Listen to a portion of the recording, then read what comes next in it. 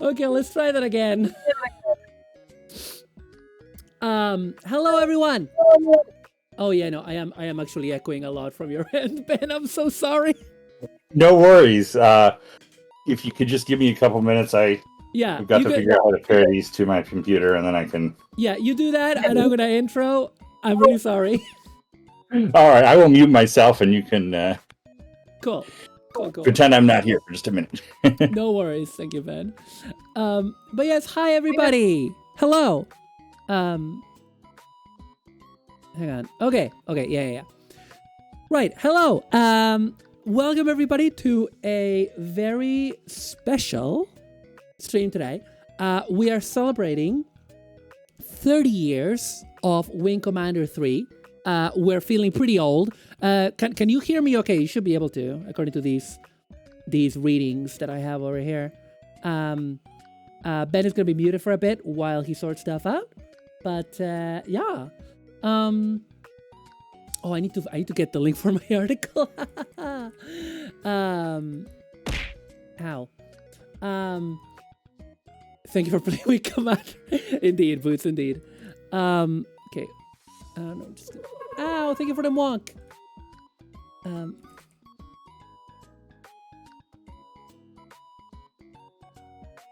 Okay, let me put that and pin it. And then we can intro proper. All right. Okay, so welcome everybody. Today we are celebrating 30 years of the Wing Commander of Wing Commander 3's release. We have with us Ben Lesnick. Ben's gonna introduce himself in a minute. But he's just we're trying to work out the audio issue. And yeah, we're here not just because it's 30 years, but also by coincidence. It's, you know, my article on Wing Commander 3 that Ben helped me a lot with the research on. It's out on Hardcore Gaming 101. You can read it there. It's going to be pinned to the rest of the stream. And the way this is going to work out is we're going to have like a chat with Ben for the first like 10 minutes a bit, like talk a bit about like why Wing Commander is so rad. And and then we're gonna jump in the game and talk about the game as we go. I also just realizing chat is not where I need it to be. It needs to be there. There we go. And there we are. Yeah. And yeah, also as you can see, we have the HOTAS cam, which you know, because listen, I have this and I want to show it off to you. Okay. What is this for other than for this? Hi, Leha! Lampy! Yo, where's my alerts? My alerts! Gosh dang it! No alert! Oh no! Oh my god, I'm so sorry, Lampy, but yes, folks, please follow Lampy. You're playing Final Fantasy! Ah, there we go. Okay, that should work now. Thank you so much for the raid. I hope you had a wonderful stream playing Final Fantasy 14. We're just getting started. We're having this is a complicated stream to set up because obviously we have, on the one hand, we have you know, we have the game, we have Ben, we have the joystick cam. Ambition's the name of the game, chat. So also I'll use this camera to show you someone coming. Oh, do we have Ben? Oh, can you hear me? Oh. I think I'm still echoing. Wow.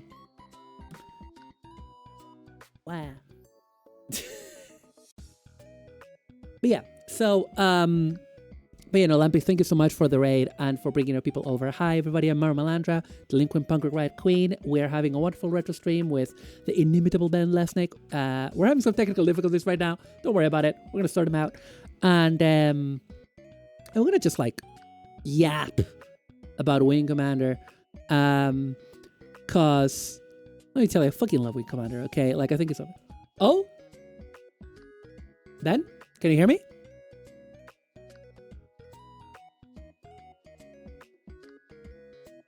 Okay. Oh, hang on. I think.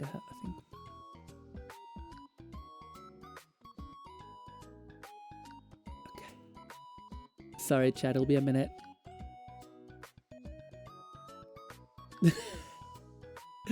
I think what I can do while Ben sorts stuff out is I can tell you a bit about Wing Commander 3 and why it's so good. And I can show you I physically own it because I'm going to be talking about pirating this game in a minute. And I don't listen. Trying to do things by the book over here at Marmalando Towers. So I think I've shown this on stream before. This is one of my prized possessions. That it's not the one I had back then, obviously. This is the British edition. Why would I have a British edition if I played it in Argentina? And someone bought it for £10. That's not what I paid for it. And it's wonderful. Games used to come, big box PC games used to come with a lot of cool stuff. This game got released in 1994. I'm just gonna double check. Just gonna check here on Ben. Okay. And especially Origin games used to come with a lot of cool stuff. Like this game, obviously, you got the game, you got everything, you got a catalog of extremely 94, 95 CD-ROM games from Electronic Arts. You know, obviously Wing Commander 3, but also like, what else have we got? Wings of Glory, System Shock, you know, US Navy fighters. What is this one? Bioforge? God, I haven't heard about that in ages. Noctropolis. This is probably too small to see on the camera, and for that, I'm sorry, but we have a lot of stuff. We have a lot of stuff to show, not a lot of real estate to show it, and I also wanted to now cover the subtitles for the game.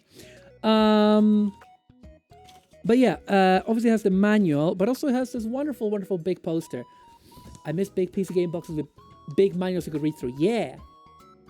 And so this is a big poster of the game. Hi, Weather. It's a big poster of the game that I can't show you in entirety. It's basically the box art, but it does say the Wing Commander 3 really flies on an Intel Pentium processor. So get yourself one of those, gamers. And here's and the back of the poster is actually all of these cool games that you can play on your Pentium processor, like PGA Tour 486, US Navy Fighters, Magic Carpet. I heard a lot of good things about Magic Carpet. Never played it. And it also comes with this wonderful foldy outie called Warbirds, which basically shows you for each of the two factions, the Terran Confederation and the Kilrathi Empire, it shows you all of the fighters that appear in the game using like high resolution versions of the in-game models with all the stats and all the cool stuff. And it's extremely, you know, obviously very nerdy Weather. I am aware of this. I'm gonna just check in with Ben.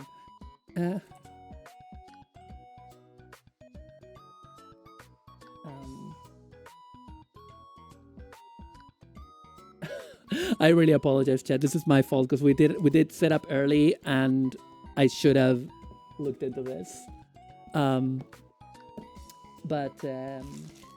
Anyway, but yes, so Wing Commander 3 is a space simulation interactive movie. I would say that's a misnomer. It's basically a space simulator with FMV cutscenes. The Wing Commander series had started a few years earlier. Hi, Colonel SideQuest. Yeah, there is Wing Commander 3 right here. Yeah, the Wing Commander series started with original Wing Commander. That's right. I also have it boxed. And thank you for the follow, SideQuest. Thank you. And it brought this like more cinematic and more kind of realistic look to Space Sims. But you have to remember, this was 1990. So more realistic was relative to the times, and it looked incredible for the time. But the ships were all rendered in 2D sprites and stuff. Oh, we got Ben. I think we might have Ben. Do we have Ben? Can you hear me? Okay, one minute. Okay, cool. Yes, I can. Now, let me unmute you on the stream.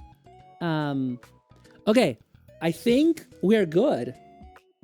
All right, I apologize for the trouble. It's absolutely my fault because we were setting up earlier and I didn't flag it. But yes, anyways, everybody, chat, say hello to Ben Bandit Loaf Lesnick, the legend. Hey, everybody. So Ben, I don't know. Ben is the. Do we still use the word webmaster? Is that a word that we still use in 2024? I'll take it.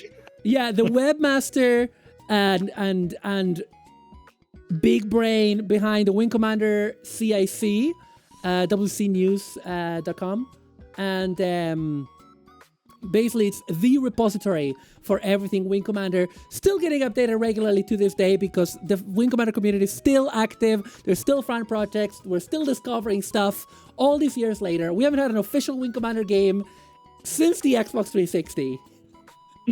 and the community is still kicking, and it's incredible. But yes, how are you doing, Ben? I don't know if you want to introduce yourself a bit more. No, you probably oversold me at this point. But hi, everybody. I'm Ben Lesnick. Everybody calls me Loaf, like a loaf of bread. Back in 1995, my buddy Chris Reed and I started a Wing Commander website, and it is still going today. And it's been quite an adventure. We've traveled all over the world and found lost games and old design documents and art. I spent 10 years making Star Citizen, and now I'm back to Wing Commander all the time. Hell yeah. All over the world. You know, it's interesting to mention all over the world because one of the things that I always notice on CIC is that there's so much stuff that comes from Germany. Like, Germany is huge for Wing Commander. It was the second. It sold amazingly there back in the day. And in fact, when we were setting up Star Citizen, it was part of the thought going in was you're going to get this huge percentage of your audience from Germany. The Germans appreciate a space sim, and they love Wing Commander. Yeah. It was weird how space sims kind of went away after a while, but for a minute they were like the hottest ticket in at least in PC gaming. We were talking before the stream about how like gaming history remembers the console games because in many ways they were more accessible. They're easier to emulate. And for ages, you were saying, Ben, like, or should I call you Loaf? I'll call you Loaf. Whatever you want. Okay. Don't call me late to dinner. But yeah, we were, like Loaf was saying that like it was difficult to emulate DOS games for a long time until we had DOSBox. Like, yeah, you kind of forget that there was this period starting with Windows 95 where it was just a pain in the ass to play any. I mean, even with when Wing Commander was a thing, it was hard to play the older Wing Commander games just because you had to slow down the originals. They had no thought in their head that anyone would ever have a faster computer or want to play Wing Commander 1 again. So there was this big gulf of years, both for Wing Commander and for other PC games, where you had no easy way to play them. You had to be a crazy super fan to even bother. So you kind of lost some of that cultural cachet in that time. Yeah, and like it's, I mean, I will say for Wing Commander 1, I still have trouble running it today. but that's because the technology was so different with like processor clocks and stuff. The technology and the marketing, the life cycle for a game. You didn't have the idea of selling a game again or a classic or anything. Yeah. You figured you had 12 months to sell your game and then you were done. So they just had no thought to, hey, make sure you can still play Wing Commander when there's another processor out. Yeah, absolutely. And also, like, I would say, like, compared to now, I would say like the technology of like the computing technology, the consumer video games technology has slowed down a lot. We forget, right? That between 1990 and 2000, like there was an enormous leap. You know what I mean? And you know what I mean. That was just almost every year it was a totally new thing. Absolutely. And so to talk a bit about my history with the series. So like, which was your first Wing Commander, Ben? The original. I played the original first. Also a pirated copy. I was living in France, and a buddy of mine had pirated the original game, and Wing Commander 1 has the copy protection where you had to look in the manual and find some fact, and we had none of that, so we spent like 4 hours just guessing numbers until we happened to get one, and that was my first Wing Commander experience. Wow. So that's not dissimilar to, because I want to talk a bit about the piracy back then in Argentina, but my first experience, as I was telling you before stream, was not actually piracy. What happened is my dad bought what did he buy? He bought a Creative Labs CD-ROM that came with a bunch of games. And it came with Wing Commander 2, it came with Ultima 8, and it came with Strike Commander. And probably something else that I'm forgetting. And I tried Ultima 8, and I thought that I was maybe too dumb for it. And then years later I discovered, no, it's just a bad, broken game. It was actually too dumb for you. It was too dumb for me, even though my English was not 100% there at the time. But I got really into Wing Commander 2. I really, really loved it. It because it had the cinematic presentation, and it had all these like interesting characters, and it's very dramatic. So just to complete brass tacks for chat, Wing Commander tells a story of a future war between humanity and an alien race called the Kilrathi. Of course, there's other parts of Wing Commander, but let's take it to brass tacks, because otherwise we'll be here all day. And Syndicate Plus. It did have Syndicate Plus as well. Yeah. But yeah, so so basically in Wing Commander, humanity has been locked in this war for like decades or 100 years, something like that. And there are other species in this universe that, as the media of Wing Commander proceeds, they matter less and less, and it's just humans and Kilrathi basically for the most part. Kilrathi are big cat tiger people, I would say. So you're gonna see some really fun animatronic costumes in this game once we get going. Actually, right away when we get going, you're gonna see some really fun, enormous animatronic costumes.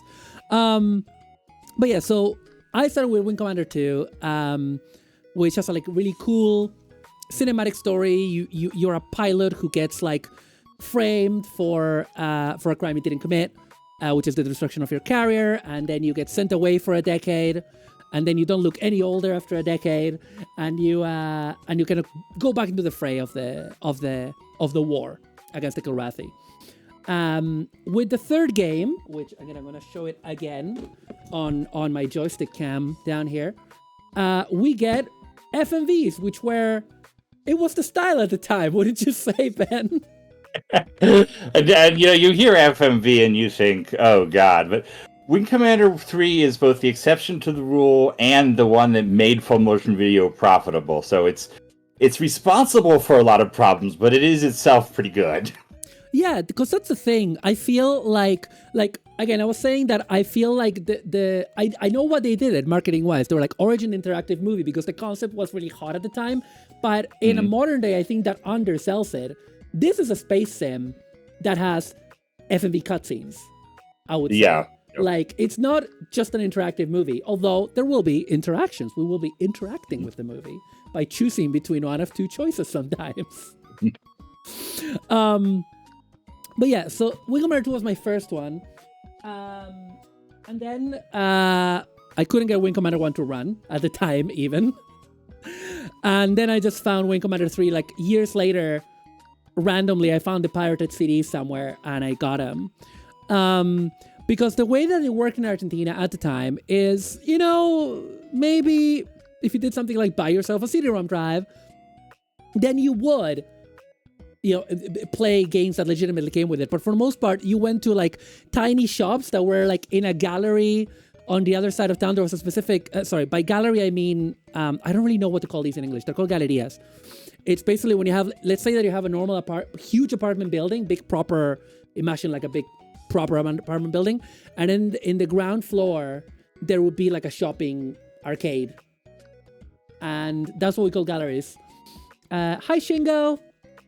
Hi, Shingo. Hey, and basically, a strip mall. I don't know what. I've never seen a strip mall, but yes. And basically, there were a couple of these gallerias in some. There was like one in particular in the city center that was all these tiny shops for PC stuff. And my dad used to go to these shops and spend entire days there, looking at cool stuff.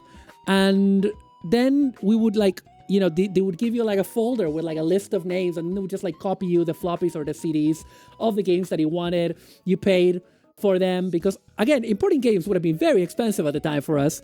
And usually, if like they would have marked for themselves if they have copy protection. So then they would give you like a bad photocopy that included how to solve the copy protection. And sometimes it was a gamble because sometimes the photocopy was bad. And I'm 10 years old. I can't go back there, But yeah, so it's that's kind of how it was. And then in 97, I went to the US and I got Wing Commander 4 in the big box, which I sadly no longer have. My liver function is normal. So, but tell us a bit about your end. So, like, did you get like hooked immediately with the first game, or did it take a while? I did. I loved it immediately, but it seems crazy now, but Wing Commander wasn't my main thing then. Mm-hmm. It wasn't until I got online in 93, 94, and I was like, kind of like, okay, what things do I love? I love Dune, I love Star Trek, and I loved the X-Files, and I was trying to find the community that was the one that fit with me. And so I went through all these other things that I loved, and like, nah, these people seem kind of like jerks, It was the internet. It wasn't as internet as the internet is today, but we definitely had gatekeeping back then. And so I finally got to Wing Commander. I was like, okay, this is a small community. Everybody's passionate. Everybody's kind of cool with each other. This is where I want to be. I'm going to get more into Wing Commander. And from there, I did. Nice. Yeah, that's the thing. Like that I was saying to you the other time, that like the community being welcoming and being not full of jerks is so important. And back then, I mean, 90s and early 2000s internet, it was kind of a wild area. It was a wild time. It got rough in ways that people today don't understand. Yeah, I mean, yeah, it's like, I'm not gonna say that all of us were like current day Chan edgelords because we're not fucking Nazis, but there was an edginess to the internet that was not always edginess great. To everything. Yeah. Yeah. It was the style of the time. I'm gonna say that a lot today, haven't I? But yeah, but that was very important. Like for me, was the Final Fantasy fan community, which was also it did have its share of jerks, but it also had some nice people in it. And that kind of Final Fantasy is what I ended up glomming onto when I went online at the time. But yeah, so I guess that's, I don't know, Wing Commander for me is like, it's an interesting one because I don't normally go for some, like, it's kind of very militaristic, right? And I'm not exactly a very militaristic person, but I've ended up liking a lot of sci-fi that is not dissimilar to it in many ways. Like when you talk about stuff like Gundam and like other sci-fi franchises, they're very kind of martial oriented. And it's kind of interesting for me that I got so into it, considering that I'm someone that doesn't really care for military stuff, Yeah. I don't know. Maybe I was raised on Star Trek too much, and they do have military there, even though they pretend they don't. That's kind of one of the problems when you get online about Star Trek. I love Star Trek. I love this utopian view of the future. It's so amazing, and these stories are so good. And then you get to like the Usenet, it's like a bunch of guys talking about how the ships are battleships, and it was people were militarizing Star Trek at the time, and you just didn't want to be part of that. So No. Absolutely. Somehow the actual military thing was more appealing. Yeah, like I think the thing in Wing Commander is that like there's like a humanity obviously to the characters, like, and by the time we get to the third game where we have all these professional actors, there's a schlockiness to it obviously, but it's also a heart. There is a heart to it, and I let me tell you, I've watched a lot of. Okay, I've been taken out of the can, so now I can actually resize myself. I have watched a lot of stuff with Malcolm McDowell, including obscure sitcoms he's been on, and I've never seen him be anything less than compelling. I don't know how he does it. Yeah, Yeah. Go for it. Yeah, and you can just Wing Commander is this interesting thing because there's this heart you can feel that went into it. It still has these rough edges. It's still that early. It's I guess it's this transition between this early period of game design and building where it was a room full of people who got together and put on a show, and then by Wing Commander 3, you're kind of Wing Commander 3 is very much the game that kind of introduces modern production techniques to the video game industry. It went to Hollywood and said, "Hey, here's how they make movies, and we're going to do this to games too." But there's still that humanity in it, and I really appreciate that. Yeah, it's like you say, it's the bridge between the small PC developer that we had in Origin that was growing and growing and growing, you know, parallel to like id, right?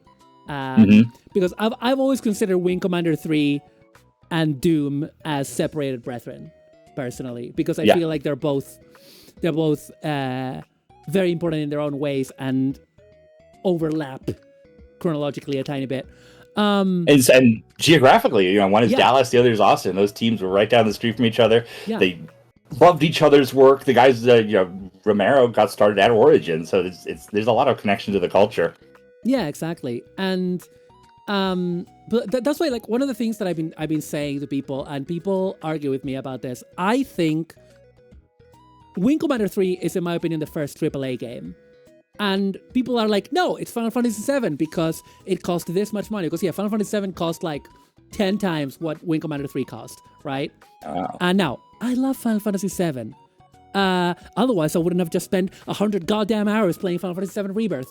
But you're right about the production. Like, the production of Wing Commander 3, like, when you look at the development of 2 and 3, you can really see the difference between, like, the practices of the time. Because, this is, like, the amount of people that are involved in Wing Commander 3 coming together as a game and a film is exponential to the amount of people that came together to make Wing Commander 2. Right? Like... Yeah. Like, you have Hollywood writers, you have, like, producers, you have, like obviously on the game design side, a huge cast of actors, you know, I don't know, it might not numerically be the first AAA game, but it is, in my opinion, in terms of, like, scale. Yeah, I absolutely agree with that. I mean, when Chris Roberts came to Origin, did Wing Commander 1 in 1990, a game studio like Origin worked more like a Renaissance workshop. Basically, Origin's job was to say, oh, independent creators, come here for X percentage of your profits of your game. We'll provide you with artists and marketing and resources. And it's kind of this, it was kind of this back and forth where these creators would go from like making a movie today with a named director. And then by Wing Commander 3, it was, this is an Electronic Arts company, and this is all planned to the moment, and everything is in-house, and we have 500 positions on this project. And that's absolutely how it is today, and where you see that transition right from Wing Commander 1. And Wing Commander 1 is kind of what breaks it, because that was the game that taught the PC gaming industry that it could make money like anybody, like Hollywood does. And it started that transition. So Wing Commander is kind of guilty of that, but it's also really cool. Oh no, it's really cool. And also I would say, like, obviously from, like, in researching Wing Commander 3 for my article, which you can read, it's pinned on the chat. That's a great article. Sorry? Oh, what I was saying was a great article. I encourage folks to read it. Thank you. But yeah, basically, I've seen you working on this for so long and putting so much into it. I'm so happy to see it. It was such a journey. It was such a journey because I literally started it right away after I published the other ones.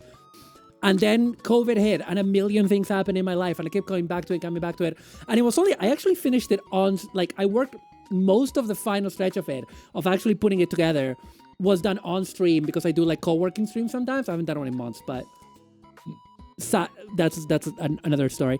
But But it was so good to finally, because it almost, I gotta say, that article almost defeated me, because Wing Commander 3, once you start looking into its production, because it, as I said, so many moving parts, that like choosing what to include and what not to include, let's just say that making any kind of reasonable word count was hard. And I had to I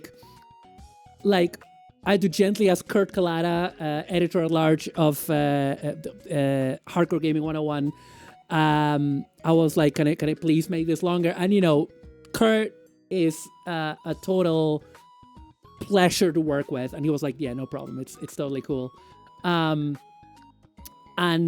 I had to cut out so goddamn much. I wanted to include stuff like how they planned the script, because like the game has branching paths based on your decisions, and also based mainly on if you win or lose in each series of missions, and how like the guys who were writing the script had to basically put up all these like flashcards to make sure that they themselves were not lost when writing it, of like, okay, where is this character at emotionally in this branch of the story if this happened or if this did not happen.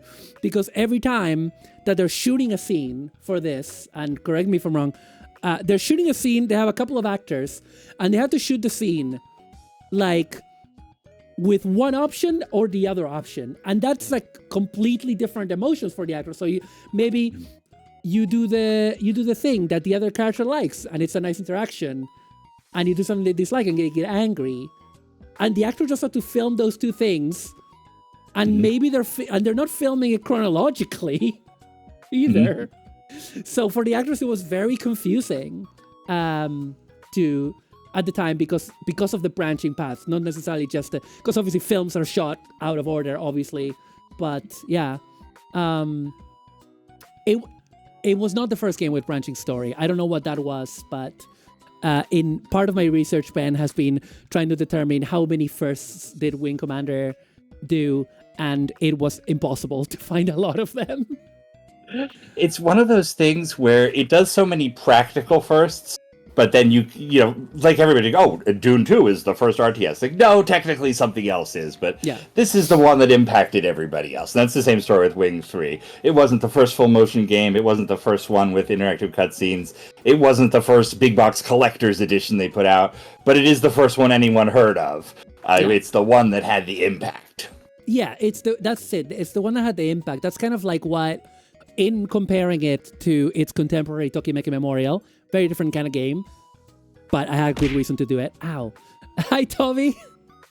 But in comparing it, I was like, yeah, Tokimeki Memorial was also not the first Japanese dating sim, but it was the one that made the impact. It was the one that like got the genre to a level where it's like, okay, this is an important piece of video game, right? The reason why I compared it, by the way, is because one of the things I wanted to determine when I started researching for Wing Commander 3 is Wing Commander 3 has a, what do they call it? It's not called an affection system. It's called like a loyalty system, I think. Morale, I think. The morale system. Like, yep. It's all in the article, I promise. I just have streamer brain. And like, obviously your decisions impact the morale of other characters, which basically means like, you know, are they feeling good? Are they feeling bad? And that affects how they fly. Like the AI, basically the stats on the AI of how they fly go up or down depending on your decisions. And also a couple of FMVs and stuff like that. And romance, of course. And basically, you know, Tokimeki Memorial also had an affection system where, like, depending on how things were going with each of the girls, like, they would like you more or less. And I was trying to figure out what game did that kind of thing first, and nobody in the English-speaking internet had an answer to that. So I settled on, you know, I feel these games are comparable because it was a thing that was still relatively new. Whereas now you find it in a lot of different games, you know, such and such will remember this and all that, you know. But yeah, so I think we could get stuck in, and there's gonna be a lot of watching films while we do this, especially the intro. But yeah, anyway, let's get started with Wing Commander 3. What do you say? Yeah, let's do it. Let's do it. Let's do it. All right. Please don't break. Oh, I should ask just Oh yeah. should we talk over the videos or should we let them play? That's a good question. I think we can talk a bit. We can talk a bit over them, like so as we're not completely drowned in the mud. But yeah, at least for the intro, because I want people to like know, get the bearings for the characters and stuff. If that works for you. Yeah, totally. Cool. All right, here we go, chat. Oh, great. I don't have sound. Oh, no, I do. Okay. Oh, thank Christ. Okay, good. Yeah, let us know if the sound is good. Electronic Arts Company, no! Watch out, guys! Watch out! Okay, I need to amp up the vol.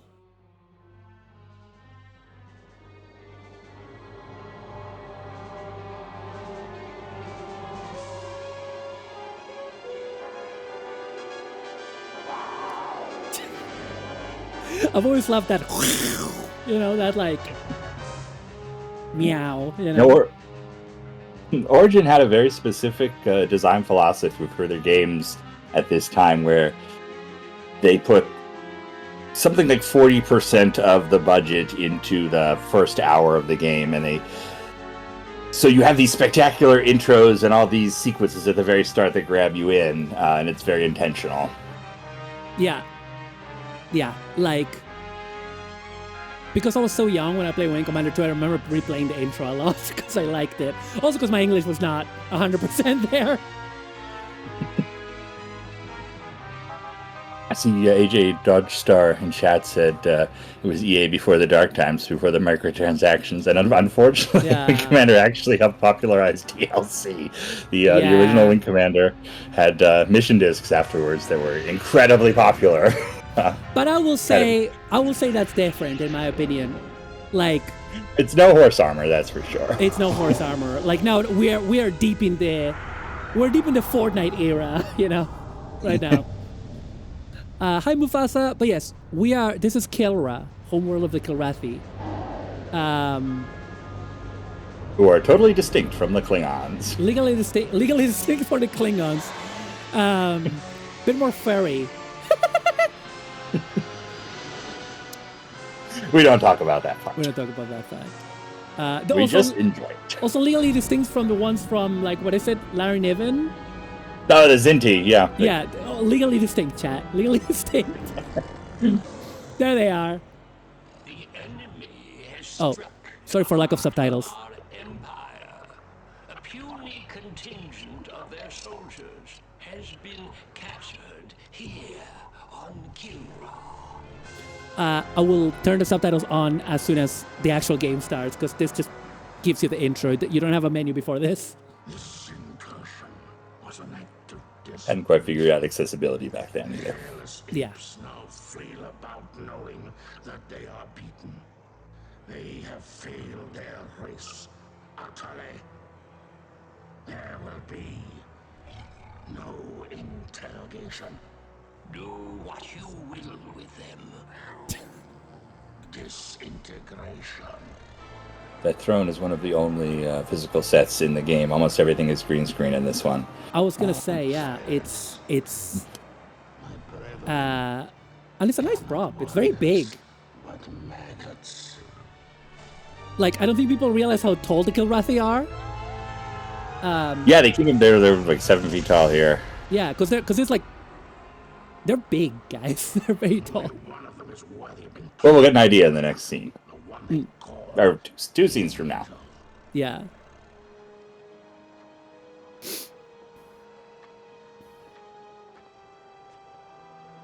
still defiant.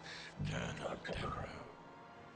If we were to offer coexistence with your kind, would you not accept it? The Kilurati do not coexist. No. And now that the tide has He's like, nope, turned in this we don't. war, your defiance is a pathetic and useless gesture. You bore me, monsieur. Disintegrate me so I might join my comrades. Disintegration is not for you. Your fate will be different.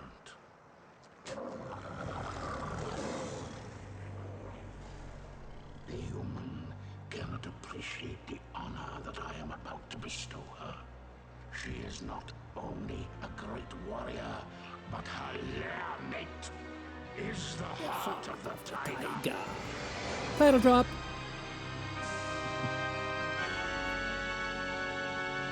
Kill Rafi fur patterns. Let's go. Here we go, chat. Well, I mean, in the deep lore, they are supposed to matter, but I haven't gotten that far yet. Amazing. Now I'm going to have to. Peace.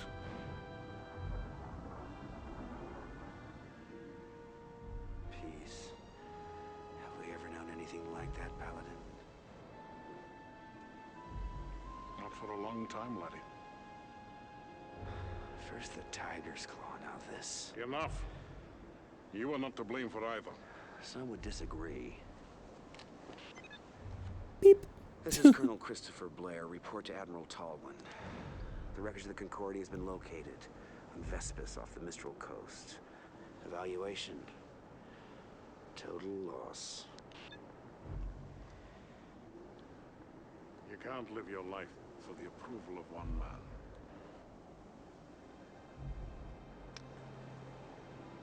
Any word from Angel? You know, for a Welsh guy, John Rhys Davies' Scottish accent is terrible. I will say it. Is that the official line? So much so that in the lore, they eventually Means to you, laddie. go back and establish that it's fake. He was a spy the whole time, and it wasn't his real accent. God. I have legitimately 10 years in Scotland, Ben. I've never heard anybody say the word laddie. Lad, sure, but not laddie. I don't know how that became a thing at. Here we Excuse me, go. sir. Did you say the victory? Is there something wrong with your hearing, Colonel? No, sir. It's just that The TCS Victory is a fine carrier with a long history of service to the Confederation. Yes, sir. A very long history, sir. Ship assignments aren't open to debate, Colonel. Of course, I realize that the accommodations may not be what you're quite used to. Well, sir, I didn't mean to suggest that. The Victory will benefit greatly from having a wing commander of your stature and experience. Also title drop. Thank you, sir. But can't we at least discuss the... Now that we have the And cavalry on the I just run, love the 90s. It's very specific. 1994. We made this in 3DS backgrounds for everything, and Yeah, it just brings you right back. What I'm trying very to tell you, Babylon 5e. is that things are looking Yes. The guys that did this were enamored of Babylon 5, making some very Yeah. positive which was strides. pretty new at the time. Dismissed. Oh yeah, AJ's in chat is Scottish. about my request? Yes. One of the first games with a modern art director position, right? What you would call an art director today. You just kind of had like an artist or two before that, and this here you have a guy that comes in and does pre-production and sets everything up months in advance and builds a team out, which is how you do it now. Yeah. Which is why these uniforms are so good, especially like not so much Tolwyn's, but like the fatigues that Blair is wearing. Like they're so detailed. There's so many textures on it. Yeah, and I mean the low resolution of the videos helps a bit, but they're very, very good for full motion video, even very early full motion video. It's at least TV quality for everything. Yeah, yeah. I have a very soft spot for sci-fi of this era that looks like this. Yeah, especially when it's so unapologetic. It thinks this is cool, and so you think it's cool. Yeah, at the time, like this game takes itself fairly seriously. I mean, there are some goofy characters, but yeah, mostly. Who would go? By the way, they're talking about how And most importantly, basically the whole thing right now is that the public is being told the war is going okay, but behind the scenes, war is kind of not going okay, and people are talking about possibly evacuating Earth. Yeah, they've been fighting for 35 years now, and everyone is worn out, and the Kilrathi are just on the verge of kind of overtaking this stalemate that's been going on. Yeah. And yeah, when you talk about art direction, like there's such a good contrast between Confed and Kilrathi, because like Confed, everything is like, things are like square, industrial, cold colors, grays, blues. And when you look at the Kilrathi, everything is like angular, warm colors. It looks like rock and lava, you know? Speaking of Kilrathi. Yeah, and yeah. there's much more of a design. Wing Commander 1 and 2 are very much, these were made by nerds who loved anime. So you have, Gundam and Robotech and so on that are just kind of the style of those games. And then Chris Roberts came into this one and said, I want to do this differently. So you have this kind of like naval aviation, like Vietnam War era carrier look to the ships, and then the Kilrathi, which used to be, their whole thing used to be just that they were kind of like Battlestar Galactica ships colored brown, and now they're this distinct knife look. They're asymmetrical. It seems simple today, but they put all this work that they didn't before. Yeah. I've been with the Victory most of my career. I was communications officer during a maiden voyage. Sir, I was going to point out. I wasn't looking forward to the assignment. Oh, we got to praise Jason Bernard as Captain Ice in here. Absolutely a surprise in this game, but he's a phenomenal character actor. He unfortunately passed away just after Wing Commander 4, but At his request. one of those cases where he is our captain. His exploits with you, Colonel. Yeah. But here, He's no like, one will I fly feel with Karathi on his he's one of those actors, again, like I was saying about Malcolm McDowell, he just like, he just clicks. He's just on, and he's like so believable and relatable, I feel. I really like him in 4, actually. I mean, and the scariest thing in the world is if you eject in this game and you get chewed out by him. He holds nothing back. I did. I think I haven't had that happen, but I've seen the cutscene. I got elves in the back making this thing. Yeah. Yeah. It's really well done. But yeah, this is the battle group we're in. We're in the TCS Victory. And here we are. We are playing Wing Commander. Can I use the joystick to move? Yeah, okay, cool.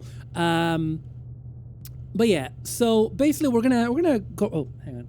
There we go. We're gonna go around the ship for a bit, talk to people. Well, first of all, we're gonna log into the computer so that I can turn on the subtitles. Unless the game decides to crash, which would also be cool, I suppose. Did it just crash? Are we what are we doing, mate? Are we all right? I think, oh, did we just gosh darn crash? That would be swell, let me tell you. So it would be period accurate at least. It's pretty accurate. This game used to crash a lot, bro. It used to crash a lot. Yeah. Okay. Well, let's try. It's okay. We can skip the intro, chat. Don't worry about it. No, let's watch it again. Oh God. Okay. Please work. Okay, here we go. Okay, good. Yeah. Yeah, I actually was pretty stable for me. Sorry, Hobbs. I want to talk to you, but I want to log in more. Okay, my call sign. Canonically, the call sign is Maverick. Okay, chat. You should know that. But I know exactly what my chat. But don't let nerds tell you what to set your password call sign to. All right. We need to controls, I believe. Language subtitles. Come on. There we go. Gamma correction low. SVGA. I think difficulty is in combat, I believe. So it is. Yeah, you got a different menu once you're flying. Yeah. Basically, it's 3 different productions put together. There's the flight engine that was done at Origin. This part you're in right now is called Game Flow, where you move around on the carrier, and then there's the video shoot. Yeah. And I think the game expects us to know how that works more than anyone should. So different options in flight. Yeah. Maruvik? What? Oh yeah, no, not blue hair. He doesn't have blue hair anymore. They should. I'm gonna say it. They should remaster this game and give Blair blue hair and pronouns. I'm gonna say it. Why not? Fuck the haters. Anyway, let's talk to Hobbs. So Hobbs is a Kilrathi defector. Welcome aboard, old friend. subs are kind of small. Sorry. Does this war agree with you? Yeah, like a pair of busted wing flaps. But it's great to see you, buddy. Gotta point out here that a spaceship does not need wing flaps. Yeah. I don't have a clue. I haven't heard from her in a while. She's on some damn. Oh yeah. So just so you guys know, we're playing. Hey, I got good news for you. I put you back on the fly roster. I'm playing the Windows 95 version because it's the one that has throttle support, so that we can use the HOTAS. But also, it comes with its own jank. Pilots here. Yeah, but when my life's on the line, I want a wingman I can trust. Yeah, they remastered this for Windows 95 very, very early in 1995. Yeah. And it's a really good platform for fans to patch, but the original is a little bit. It's got some quirks. Like the only reason. If you get it on GOG, they've got the DOS version all set up to run for you. Oh no, this is the GOG version. I just put the Windows. I just put the Windows 95 patch on it because I wanted throttle. Like I was just like, I need throttle. That's the most important thing. Anyway, so we're gonna talk to this lovely ginger lad called Rollins. Echo Sector says before DirectX, wasn't it?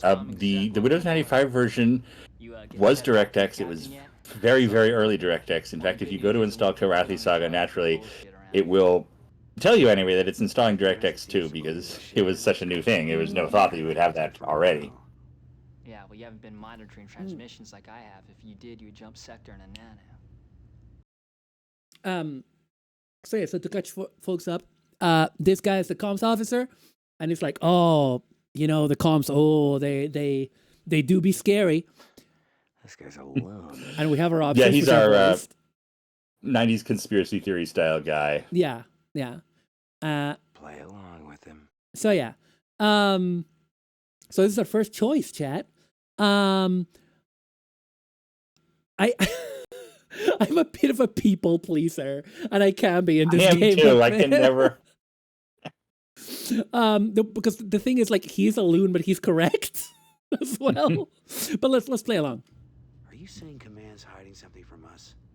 Well, I can't say for sure, Colonel. How does cloaking work? I don't know. I haven't gotten that far in this install. Might even save your life. So I think cloaking is fine because they didn't. It was Windows 95 that changed rather than the game, so they fixed cloaking at the OS level. So, oh, by the way, chat, let us know if the game is too loud or too low. But yeah, so basically this is the elevator, and we can go to 3 levels in the ship. We were in the flight deck. We can go to the living level or the bridge. We're gonna do it all. We're gonna do a tour, talk to whoever we need to talk to. I gotta say, this was my favorite part of the original game. Like, for me, I enjoyed piloting, but I loved going back to base and seeing what everyone had to say and getting into their backstories. I mean, you're absolutely right. It is a Japanese style dating sim. You go and you talk to the people and you go through all this. You go through the video and you decide what your relationship's going to be. Yeah. It's also a game in and of itself. Yeah. It's also Mass Effect. This is what when I got into Mass Effect when those games came out, and I played all 3 of them in a like. Oh yeah, that's oh god, what is the name of Vagabond's actor?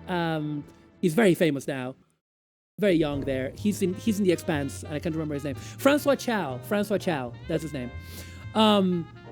But yeah, basically, I forgot what I was gonna say. Oh yeah, no, it's on the tip of my tongue. God damn it, dating sim games. That like.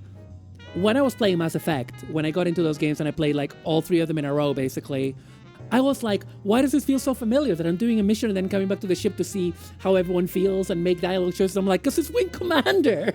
It's Wing Commander. Very much. You back to the ship in Mass Effect, and it's the same thing. You have to walk around and pick out all the people. Yeah. Welcome aboard, sir. You want to play a hand? Since you're the rookie on this boat, I'll let you call the game. Yeah, some weird flickering when he changes shots. I think that might be the Windows 95 version. When you spend most of your time just trying to survive. There is there's an alternative. We don't need to figure that out, but in the future, if you run the installer, there's a screen where it shows you a blank screen If you hit yes during that blank screen, it'll change the video mode and it'll drop the flicker. Doing your Oh, homework, okay. I see. Yeah, I've knocked around some. And yet your combat file. Or there's a set of upscaled videos now you can drop in with this patch, and you can Can I help it if Confed play an tries to AI take my upscaled data? version of the slightly higher quality PlayStation videos. What's he hiding? What's he hiding? I'm imagining like because like these ones definitely sound recorded in a booth, like these lines from Hamill, and I'm just imagining him like, okay, here's a list of all of these lines. Here's the mood. Go, you know. It's just He's got a point.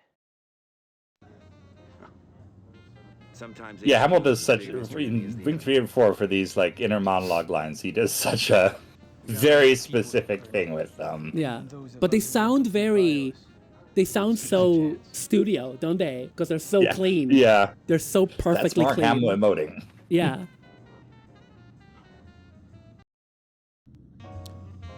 So there's always jazz in a good Wing Commander bar. There has to be jazz. Diegetic Jazz by the great George Olzier in the bar. Is that how you pronounce it? That's how I pronounce it. I've met him a couple of times, and he hasn't complained. So I assume that's right. So yeah, we can look in the locker to look at a hologram of our beloved who is in a secret mission, and we don't know what's happening. As in, we, the player, know. But Blair doesn't. That's the tragedy. Yeah, basically, Wing Commander 2 ends on this up note. You know, you get the girl, and you're assigned to the best ship in the fleet, and everyone realizes you weren't a traitor, and you're the hero again. And so then they kick you down here at the end. Your lady friend is missing. The ship he was at in the intro studying was the big hero ship from the original, and now you're on this crummy old ship. That's kind of the thing. In all of in like Wing Commander 2, you're the traitor. Like I did in Wing Commander 3, you're like this big hero. Wing Commander 2, you're the traitor. You get exiled, basically. And in Wing Commander 2, you just said. And in Wing Commander 3, it ends relatively pretty well. You get the girl, you win the war, and then instead of Wing Commander 4, you're drunk in a bar somewhere. You're drunk in a bar, being extremely depressed. You know, and it's like, all right, we're also gonna turn off these transitions because as you play the game more, they stop being immersive and they stop being annoying. Yeah, they're fun ones. Yeah. And again, you know, they bother to put all of them in, which is the kind of detail that Origin put in their games at the time. We got the elevator. God. Yeah, the old trick that I remember from the DOS days is you press the selection in the elevator, and then you real quick run to the bottom, and if you hit exit before it transitions to the video, you just jump there. Yeah. Do we have a computer here, actually? Yes, we do. There is, yeah, it's just regular. Sorry, I'm just going to turn off the transitions immediately. Otherwise, they're going to drive me bonko. Okay. Let's talk to Maniac, chat. No, I don't have anything better to do. Okay, so I pulled into a tight loop, locked onto that Sorry. tail, fired off a heat seeker, boom! Turned him into kitty litter. It was all right. She does not care. If it isn't the Colonel. I'm sorry. I couldn't make your welcoming party. Well, I guess you had more pressing maneuvers to undertake, Maniac. When duty calls, I'm there. Women like the smell of success. Smell of success? I've been blown out of the sky by now, Maniac. By friendly fire. Some people appreciate my flying style. I do what's necessary to win, okay? Suppose you're still flying with one eye on the regs manual. I don't take stupid risks. Yeah, speaking of stupid, I also heard you put Hobbs back on the flight roster. My. Word travels fast on this tub. Never understood what you saw in that cat. I was going to say, I need a wingman I can count on. You can't trust someone. Sorry, I was trying to get my wife her headphones back. No worries. Who I choose as my wingman is my prerogative. It's privilege of rank. I'll bet you stay up late nights just polishing. So these guys are all rivals in case it's not obvious, chat. I have majors who do that for me. difference in our rank is a formality. We both know who's better in the cockpit. Yeah, we do. Big burn from Blair. Blair always gets, get used to this, chat. Blair always gets the last word. Like, he always has like the mot juste, you know? But yeah, and we try to talk to Flint, and this happens. Colonel Blair, report to the briefing room immediately.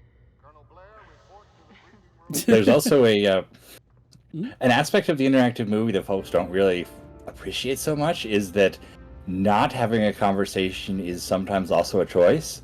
Yeah. If you go through these first missions and you don't talk to Flint or Vagabond or Cobra or whoever, you'll get a different. The third mission or so will have a different briefing where the captain yells at you for not socializing with new pilots.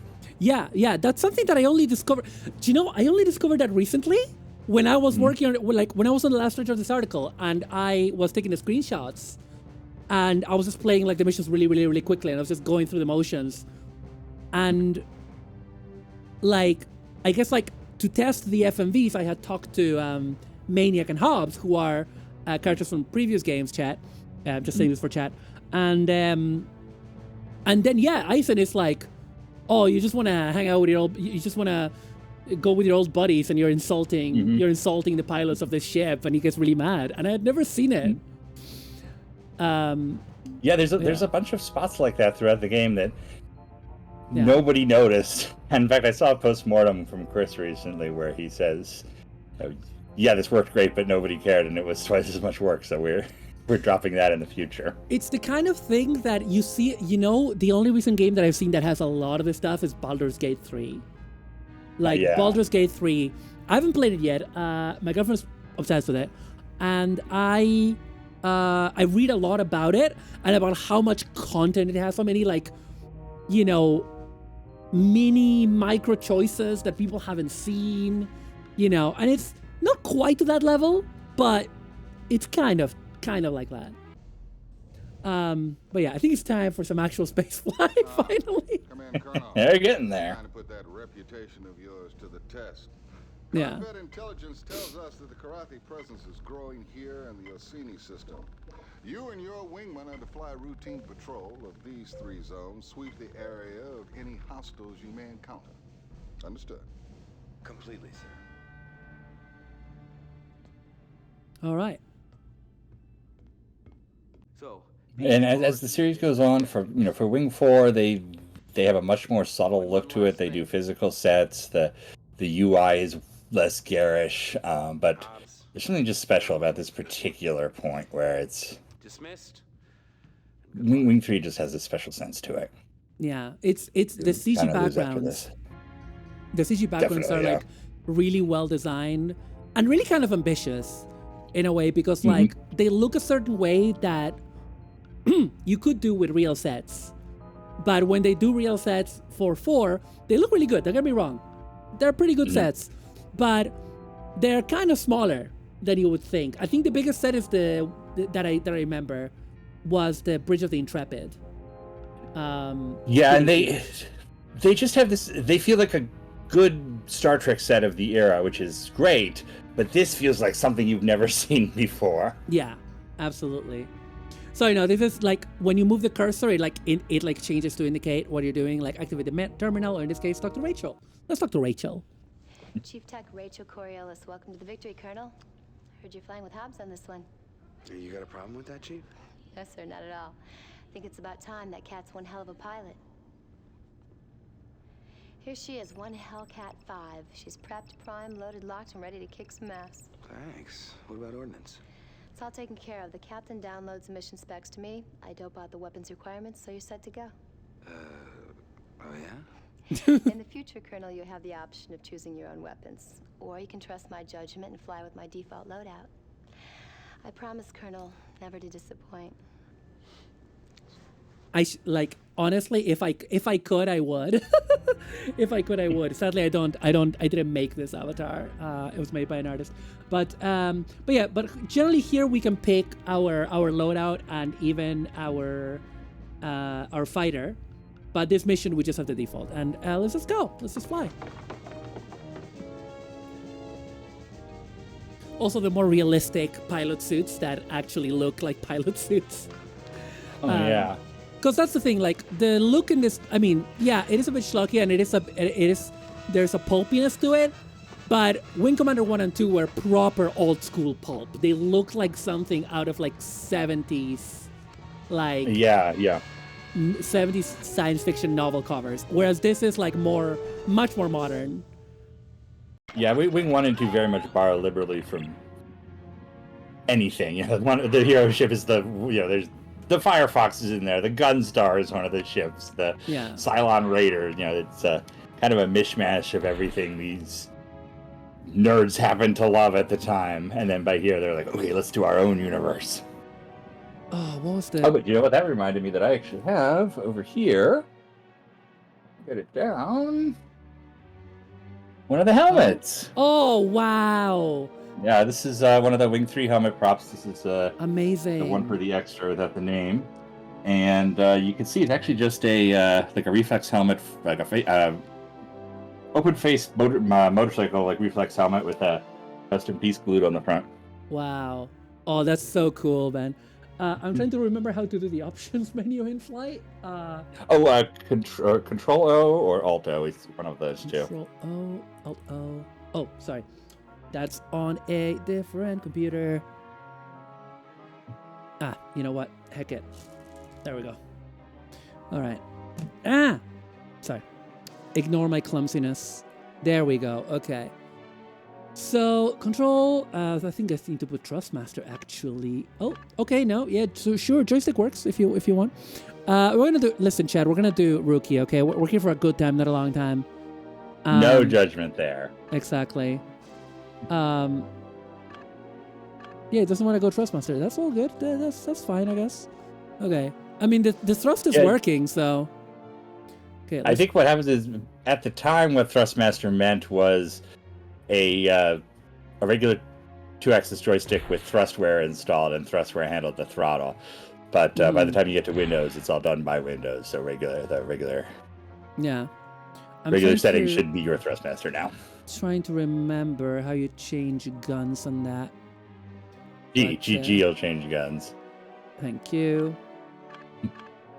Yeah. Listen, we're not gonna be super fancy.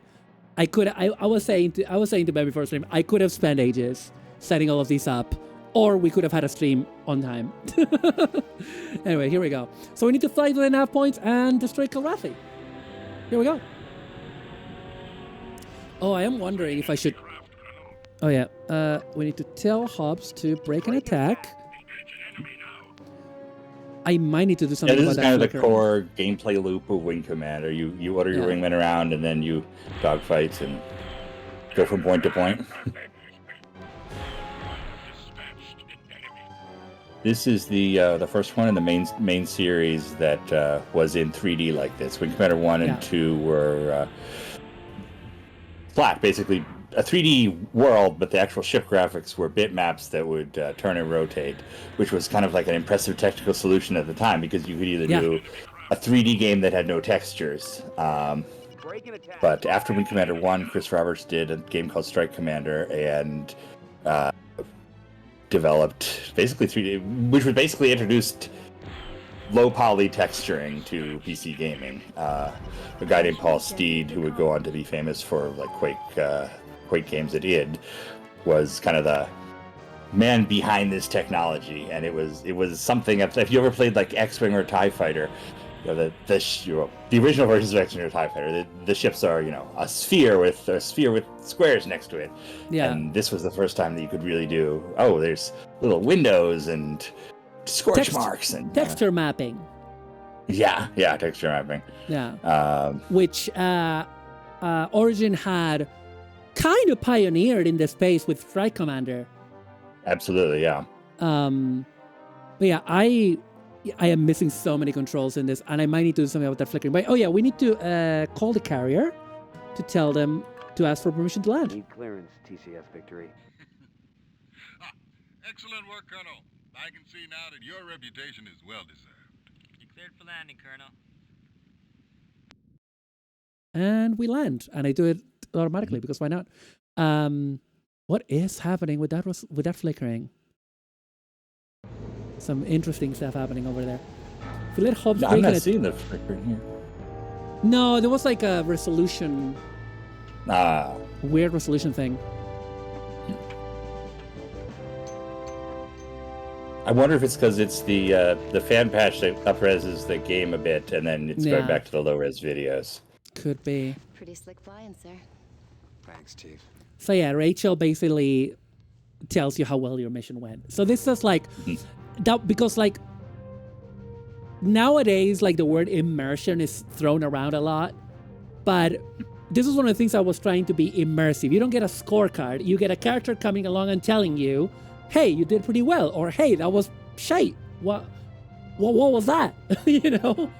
And that's more this organic. has always been Chris Roberts' big thing was don't have a menu that lets you select the thing. It should be in the world. It should be how your character would do this. Yeah. Just like there isn't a menu to choose who to talk to. Just like old times, huh? And you could imagine if you had done a bad job on the mission, you would have Hobbs kind of commiserating you, telling you it's okay, you screwed up. You haven't been flying for a while. And there's 2 versions of all of these. Yeah, so. Yeah, it's insane. I've not seen all of them because I never saw that one. You know? It's hard to fail the first mission.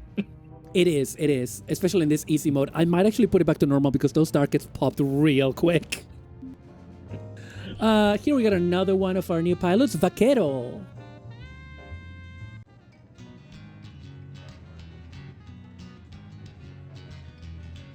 One of the lesser known actors, and this is what I did look up most of the actors. And sorry, sir.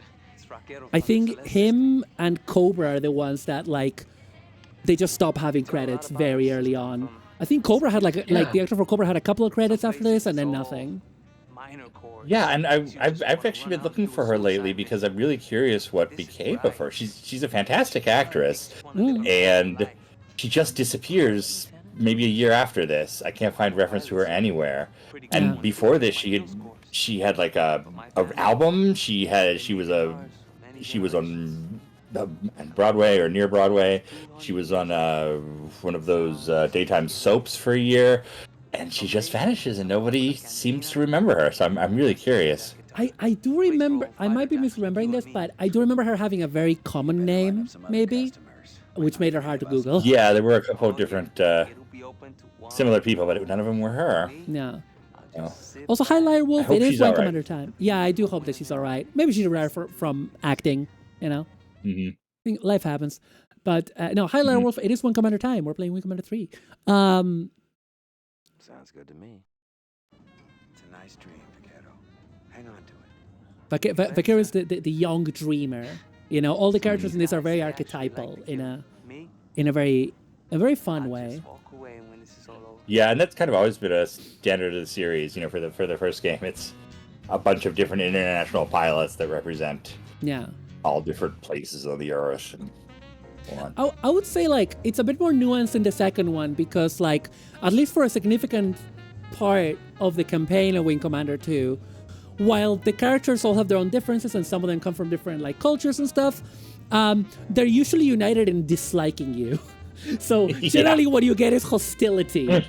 Like yeah, that's true. Is Cobra in this? Yeah. Oh, speaking of Cobra, Wing 2 is Wing 2 was made by a pretty different group of people because Chris Roberts was up there producing it, but he wasn't there day to day. Wing 2 is very much Siobhan Beeman and her team because Chris was off doing Strike Commander.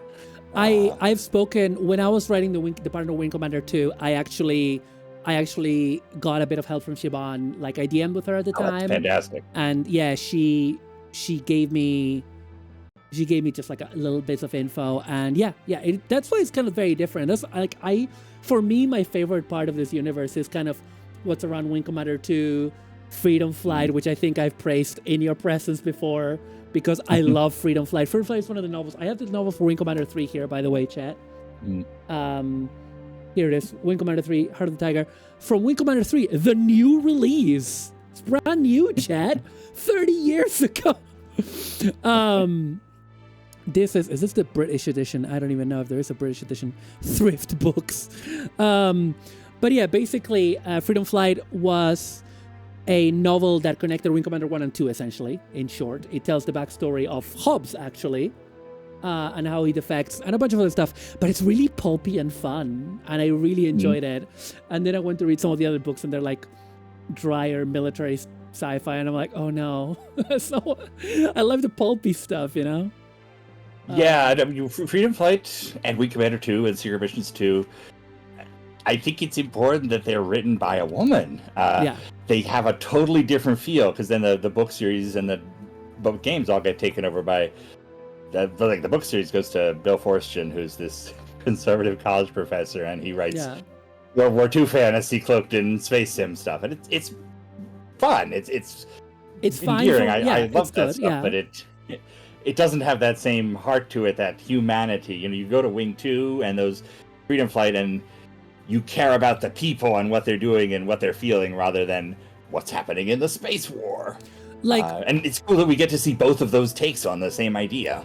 Yeah, that's what really surprised me about Freedom Flight, because I was reading it for research, and then I was gripped, and I was like, I want more of this, and there isn't more, because then they changed to Fortune and it changes tack, which is fine. It's fine. It's okay. I just kind of really liked a lot of the stuff that they added in that novel about Kilrathi culture, that then this game just kind of... Okay, one of my main criticisms of this game is not to do with it as a game, it's to do with the writing, and it's that the Kilrathi are flattened into just cat Klingons, right? Cat Klingons with veiled Pacific War allegory. Not very veiled, actually, but no. It's very obviously there. But there was like a whole effort in Freedom Flight to like characterize them as like, yeah, they're a bloodthirsty warrior culture, but they're a culture. You know, they have rights, they have beliefs. You know? Yeah, I mean, Freedom Flight starts with Hobbs leaving. You know, he has to, for his honor, he has to defect to the humans, and he's leaving his, you know, long time will they won't they girlfriend who he's grown up with, and it's like, I'll never see it. It's very very emotional and meaningful for a sci-fi series about space cats fighting World War II. Yeah. I need to tell this to chat. My favorite part is just also at the very start when I think one of the main point of view characters, if not the main point of view character, is the human pilot Hunter, who is a very cliche Aussie, a very cliche Australian guy, and you're hanging out with these bird aliens that you helped in Wing Commander 1, the Firekans. And he's made some friends with them, and he basically goes to hang out with some of them at a bar. And it's like a vertical bar because they can fly, so they have like perches where they hang out and drink. It's really fun. And he gets absolutely smashed with his mates, with his Firerekan mates. And then the next chapter starts with, oh shit, we have an alert because like Kilrathi have entered the system. So they're like, they send the military cops to grab Hunter, who is drunk off his ass, and they grab him and they inject him full of like sci-fi sobering drugs, because they're like, no, we gotta get you to the briefing right now. And he's like, no, fuck you, because the sobering drugs feel horrible. And it's just a really funny sequence. And then you have him all discombobulated in the briefing, just like, oh, I fucking hate this kind of thing. And it's just... But it's so relatable. You know, we've all had that day. We've all had that day. But yeah, let's talk to Cobra.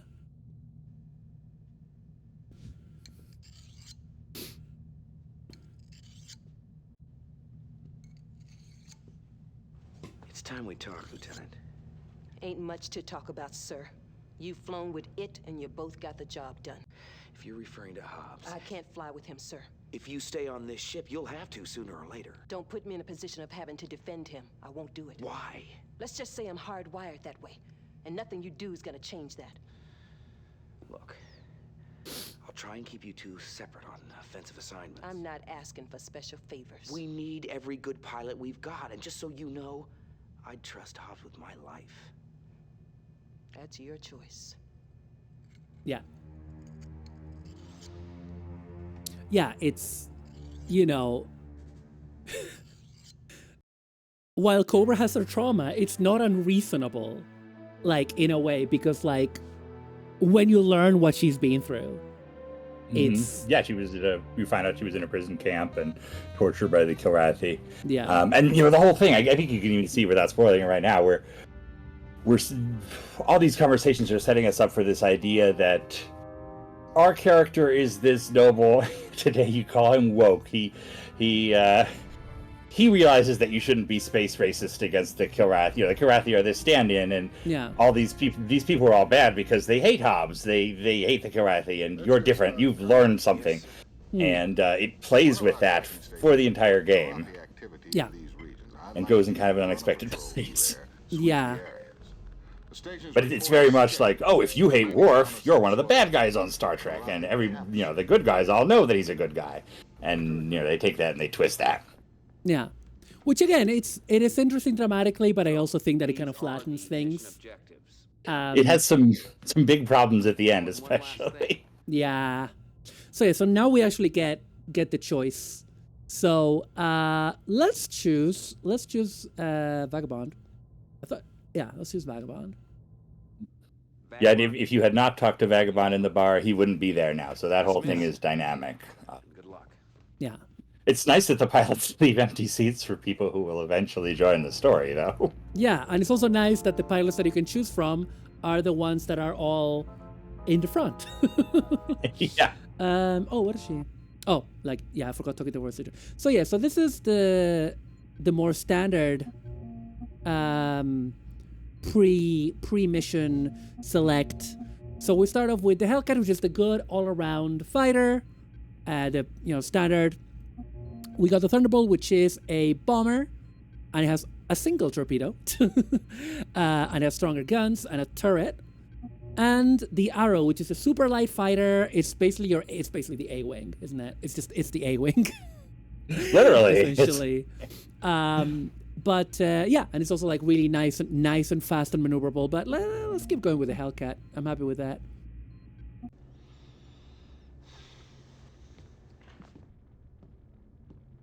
Yeah, the little debriefings are so good. Let's do a cheeky save. Because back in the day, this game used to crash when loading.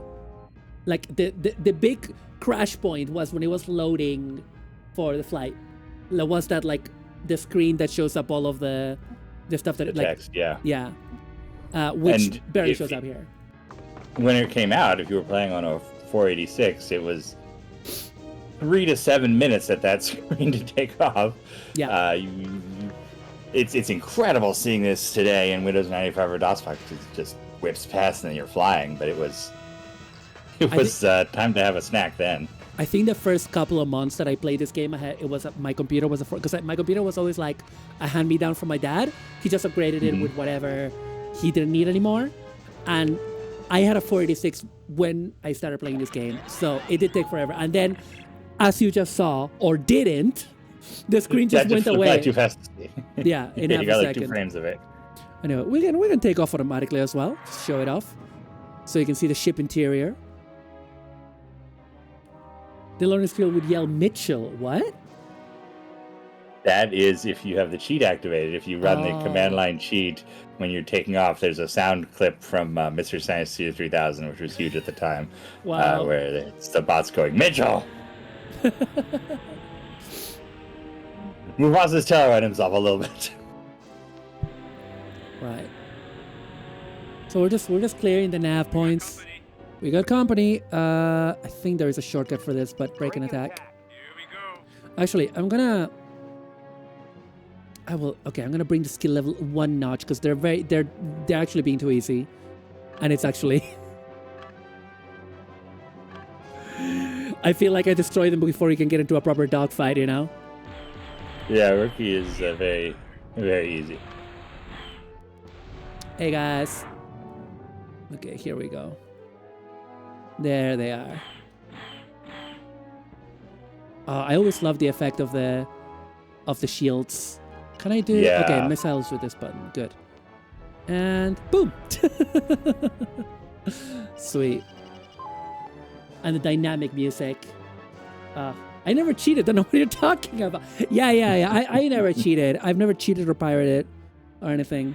You know, I'm completely everything is always above board with me.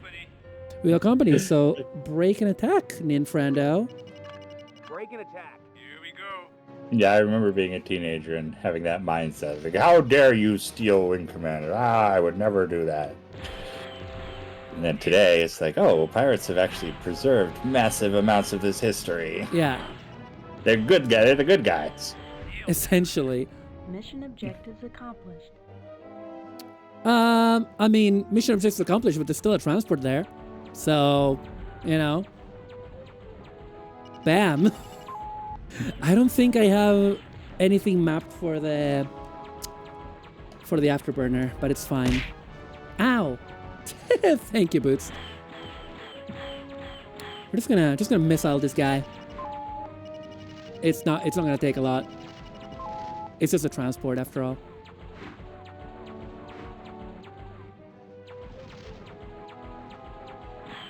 Let's see, can we get full guns? Okay. No! God. Whoa! And I love that you get the derelict of the ship. Sticks about. It's pretty cool.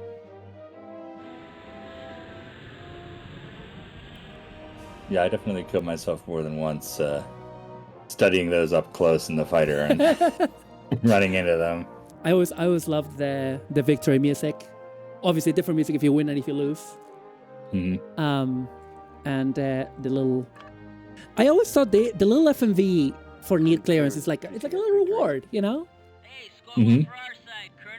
And if anybody has the PlayStation or 3DO version, they upgrade those to color. I'm not sure which I like better because the green is so like you feel it. There's no reason why things should look like an Apple II in the year 2669, but it just No, but feels also right. but also it does make sense when you think about it because it's like, I mean, on the one hand, it doesn't make sense because the screen has colors for other things, but it makes sense in terms of like the concept of like reducing the budget. You know what I mean? Like keeping it cheap. Yeah. You know. What does she think? Pretty slick. I did great. Thanks, Chief. Cheers, Rachel. Why did I say it like that? Oh yeah. What was it? Yeah, there we go.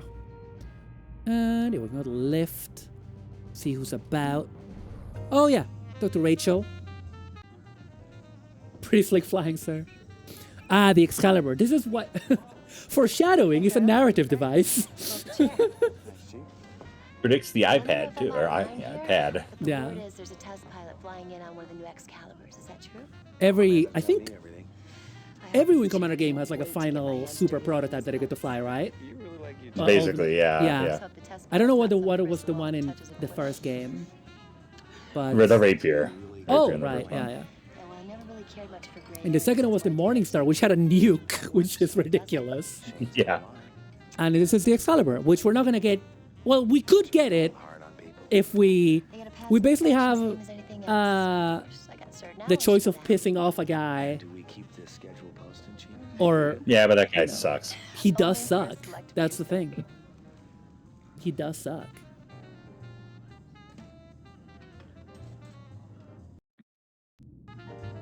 All the jazz. Oh yeah. Also, as the game goes on, by which I mean, because this game was on multiple discs, it was on 4 discs, right? Or 3 for PC. I know 4. 4. As in each disc, I think you get a new cutscene whenever you check the Rachel hologram because you get flashbacks and stuff. I think. Mm-hmm. Yeah, it'll switch from the hologram to like a postcard you look at and you remember you're kissing her on the beach. Yeah. Right. And then there was supposed to be another one on the 3rd disc, but got cut, and we're all still arguing about that. Because there's a lot of content that got cut from the PC version. Well, there's a lot of content that got cut from all of the versions, but some content that shows up in PlayStation and 3DO versions. I need to take us to a quick break for a few minutes because I need to use the bathroom. So, right. chat, we will be right back with more Wing Commander 3. Yeah, maybe use the correct mouse.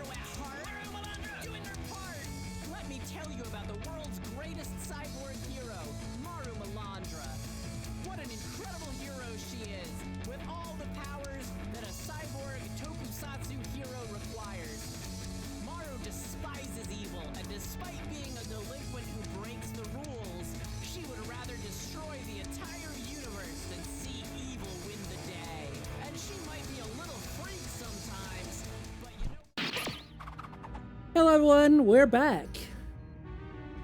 Welcome, welcome, welcome. Right. Oh, I'm sorry, I don't have that set up. I can't turn it off. The Twitch doesn't let me turn that off. But I don't know. But thank you so much for the bits, Liar Wolf. I really appreciate it. But yeah, we're gonna... Did we do the briefing? No, we're gonna do the briefing. Ready to get down to business? Yes, sir. Confed has a cargo ship loaded with med supplies that must be escorted. Escort to this mission. jump point. Now, unfortunately, news of this shipment somehow leaked out. You will undoubtedly come under karate attack. I'm mostly excited to see you tackle the next mission after this, because we hit a real difficulty spike with the 4th mission. Oh, yeah. Wait. So, these are the mission objectives. Oh, and one last thing. Let's do... Vaquero. Vaquero, I'd like you on my wing for this one. Dismissed, and good luck. Before we fly, I am wanting to check my reference card for a hot minute, because I wanted to see... Is there a break and attack shortcut, or am I imagining it? So there was like a control something. Maybe I did imagine it. Ah, fuck it. Doesn't matter, doesn't matter. Okay.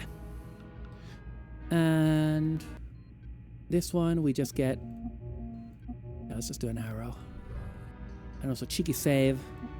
You never know. Etc. Yeah, an arrow is good for an escort mission. Okay. And we're gonna skip a Rooney. So we're escorting this cargo ship.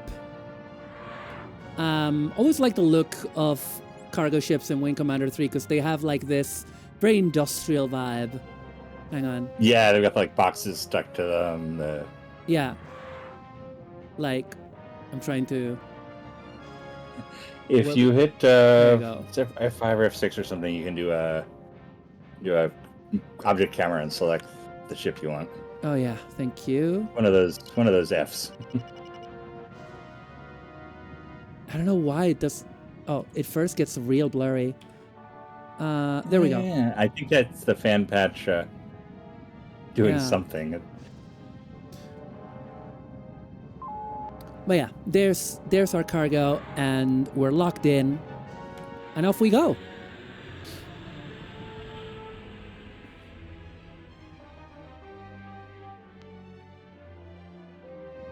And we're all clear, we're all good. Okay. Very demure, very mindful. Oh my god. Okay. Gatos in sight, sir. Gatos in sight. Break and attack. Just to remind you that Vaquero is Latino, okay? So he has to say andale, you guys. He has to do it. Oh, the taunts from the bad guys. Not for long. Shouldn't die. Tell us how you really feel. Pictures a world where all the different cultures of the earth come together and live in harmony, but they're all absolute stereotypes. Absolutely.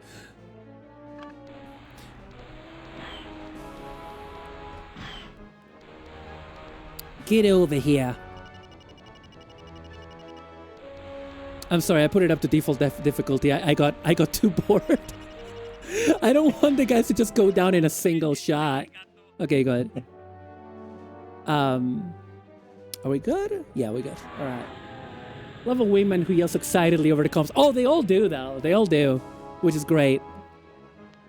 And that's another part of the reputation system, that each one has a threshold where if they become their morale is too low, it'll switch to a different set of taunts that are much more subdued and yeah, I don't want to be here. Yeah. Yeah, they're like, it's like break and attack, I guess.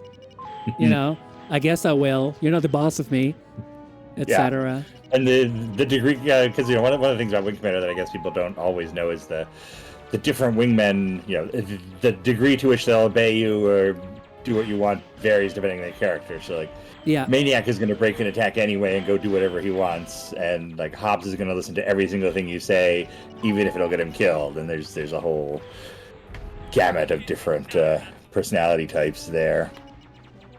See, now it's doing the thing where it's not that it's difficult, but it's annoying. Oh, gotta get that Corvette. Oh, good. You turned up the difficulty just in time to hit a Corvette. The turrets on these things are a pain. It's okay. It's all good. It's all good. It's all good. It's all good. It's all good. It's all good. It's not like I'm in an arrow or anything. Shit. I'm attacking a Corvette with a light fighter. I'm a fucking brain surgeon over here.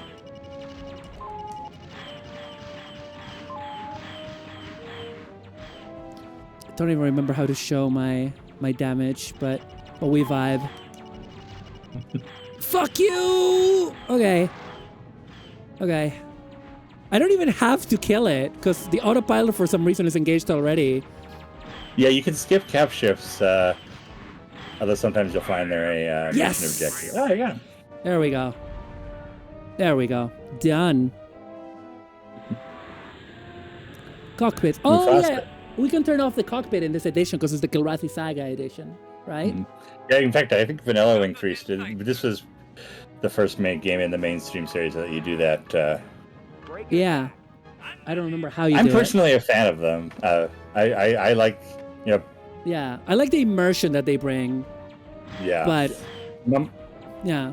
If I were making a new Wing Commander game today, I would want it to have the cockpits at least at the start. It's like the transitions. You want to see them at least once so you feel like you're in the world, and then go with your preference after that. But I also, I gotta say, so I played, when it came out, I played Star Wars Squadrons. Now, I enjoyed that game fine. It was pretty good. Shut the fuck up, bro. I enjoyed that game fine, but the cockpits were clearly designed for VR because when you didn't use VR, they were they really got in the way of invisibility in a way that this one doesn't. I am bad. They actually came pretty close to building these cockpits for VR. Like the cockpits in Wing 1 are hand-drawn. Yeah. These are 3D models, and the Strike Commander engine has the engine itself has a pretty spectacular feature called Virtual Cockpit, which is essentially you can move your head separately from the motion of the vehicle. You'd hold down the button on the mouse, and you could adjust your head on a swivel. And part of the reason for that was they were doing early VR. By Wings of Glory in 94, 95, you had actual support for like the Forte VFX1, stuff like that early 90s VR. And it was a feature they had in development for Wing 3 because it's the same engine, but they ended up going with these static render cockpits instead because it was just such a memory hog at the time. Yeah. But if you a space sim is an especially good game for type of thing for VR because you're not walking around. It feels much more natural. You know, the funny thing is now I have a VR headset and I haven't played Squadrons on it yet. But honestly, I gotta say, cool. Yeah, it's pretty good. My thing with Squadrons was just that I think hang on, I hear some shooting. Oh no, that's fine. My thing with it was that I could never get used to the controls because it is a bit more complex than Wing Commander. And also the Wing Commander controls are seared in my brain. Like I instinctively remember that tab is afterburners, you know? Yeah. Like all of that stuff is just seared in my brain. Yeah, also the thing is, this, like, it's what AJ is saying in chat. It's like, this is the cockpit designed for a video game. A TIE Fighter cockpit is not designed for a video game. You know what I mean? Absolutely. Yeah, that's it. Oh, Need clearance, TCS. clear me in. Well, I guess the Colonel's on a roll. You're clear to bring it on home. Very good, very good.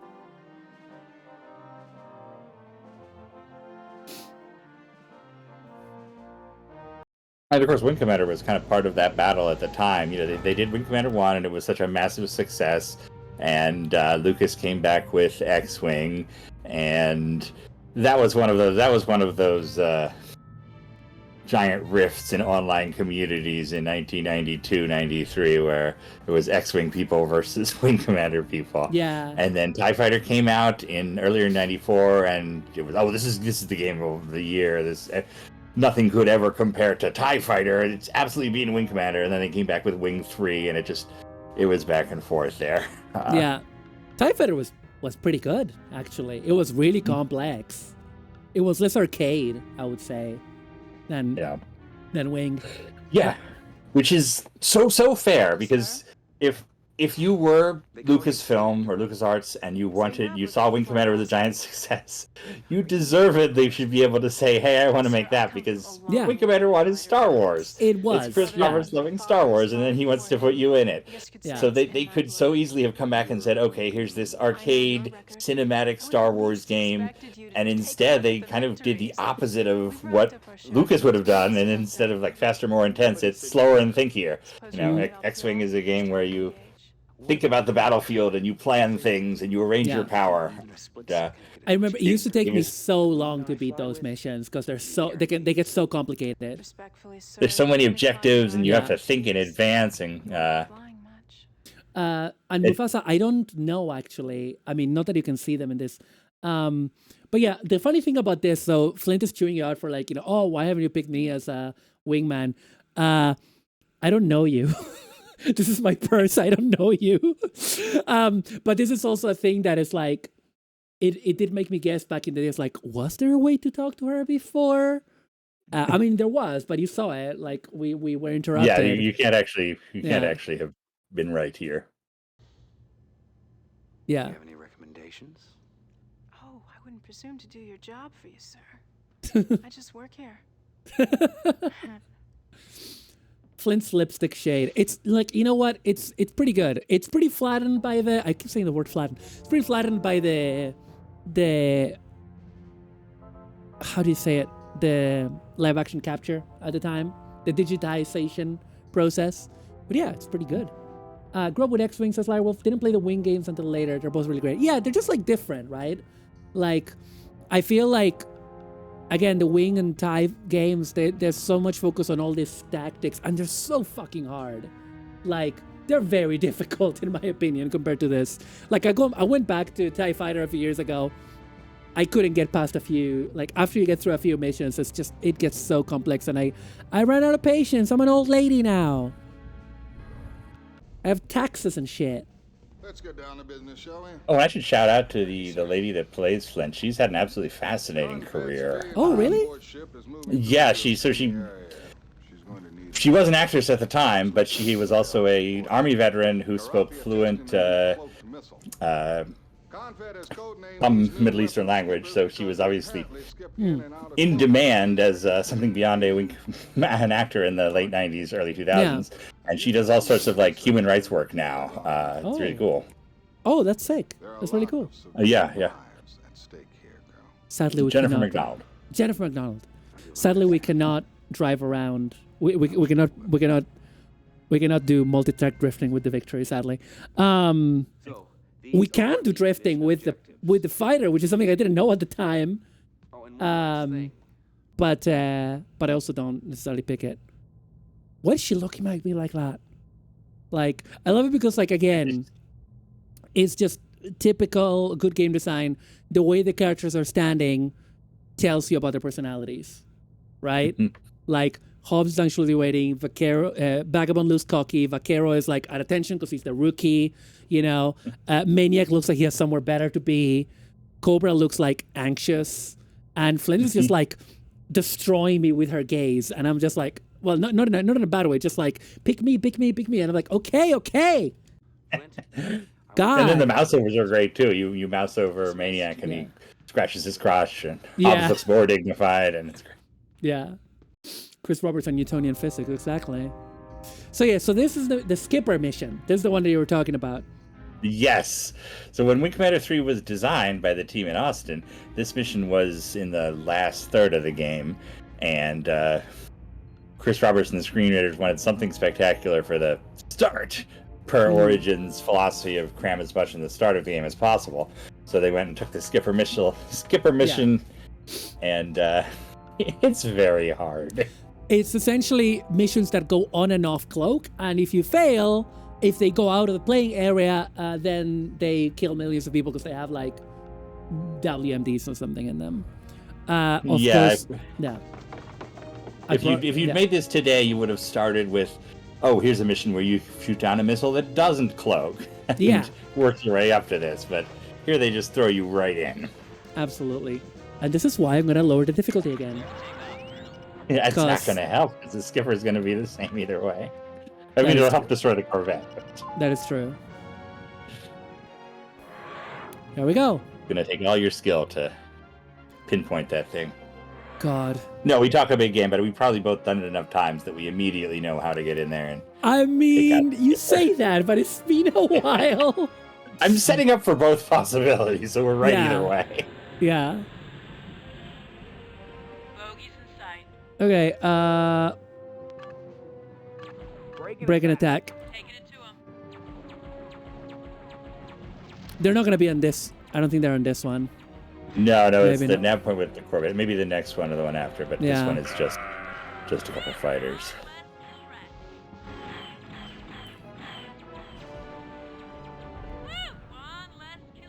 Well, thank you. I don't care about my score today, so just like, wow, okay, girly, you are killing it. Can I have one, or are you just no? Okay, cool, sure. No, she was right. You should have been flying with her. Yeah, sure. Why not? Oh shit, more. There's more of them. What have we got? What have we got? Drolthy. Okay.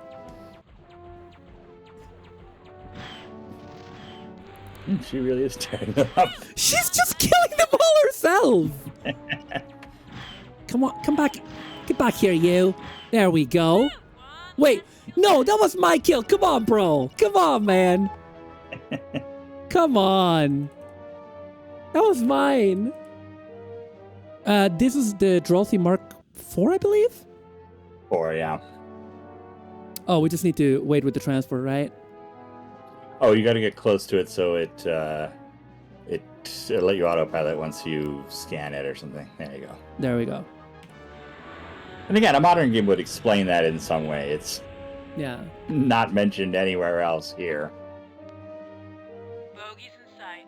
Then I see Mufasa asked. Yeah, wing Drolthy 4 for Wing 3. What have we got? Oh, this is the one with the Corvette. This is the nav with the missile, yeah. Okay. Do you remember if the Corvette fires it? Yeah, the Corvette fires the skipper, yeah. It'll be in a straight line between the Corvette and the... Yeah, I am on my way. I'll let her deal with the fighter. She's having a good time, you know? But I can't let a single skipper. Oh god, there it is. Oh, motherfucker! Oh, come on. Come on. No. No.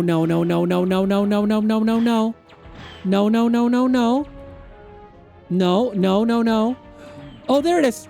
Motherfucker, come on, get back here. Ah. Oh my god, am I too far away? Yeah, I got it. No, I got it. I think I got it. Did I? Did you? Good. Did I? Either you got it or it cloaked. Oh no! No, there it is. Ah. No! Oh. I almost got it. No. Well, it's okay. We need to. You win some, you lose some, Chad. Yeah, in fact, you lose nothing by losing this mission. Yeah. We'll still go to the same next series. Yeah, and you're gonna see. You're gonna get to see what it looks like when they chew you out. When they're like, "Well, you fucked up, and thousands of people died." Anyway, let's take it out on the Corvette. Let's get angry at the Corvette. Oh shit! Oh, it's really fucking me up. Flint, where's all your talent? What? Actually, she's doing a great job. It only works on fighters. Yeah. Oh yeah, these are heat seekers. That's why. I am there. Don't you see me? I'm right here getting turret fire, girl. There we go. Boom. All right. And now we get sad song. or not. Yeah, now you get the losing landing. Easier to take out a Corvette if you take out the rear turret. I tried, but the dead zone on this.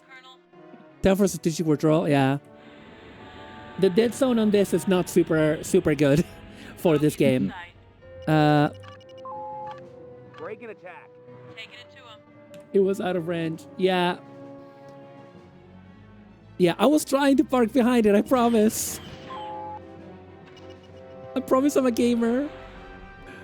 Oh no, she said. Take it off of the easiest difficulty. They blow up too fast, she said. And then the game immediately throws this mission at me. As if... And then just Flint is just fucking... It's a shooting gallery for her, man.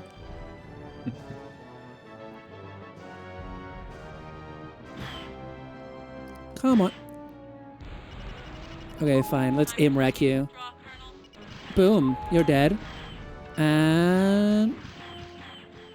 Yeah, again, those directional shields were so fun at the time, because otherwise, in the previous games, you just had like a generic kind of shield effect, right? If I remember correctly. Yeah, Wing 1, 2, Privateer didn't have any kind of shield effect. Yeah. And it becomes really useful when we're going to deal with the stealth fighters later on. Yeah, because gives you a bigger hitbox for them, basically. I just keep using... I always use full guns. It's kind of how I'm wired. Yeah, me too, generally. I don't like to think about stuff when I'm actually fighting. There's 2 Corvettes in this? Oh, yeah, if you lose the mission, you get a bunch of Corvettes. Which you can skip. You can shoot down the fighters and skip them if you want. Yeah. Won't help anything. Yeah. I don't know, I feel like Flint could do with some more shooter practice, you know? And I could just like... See what I mean? She's having a good time. And we can skip the Corvettes, yeah.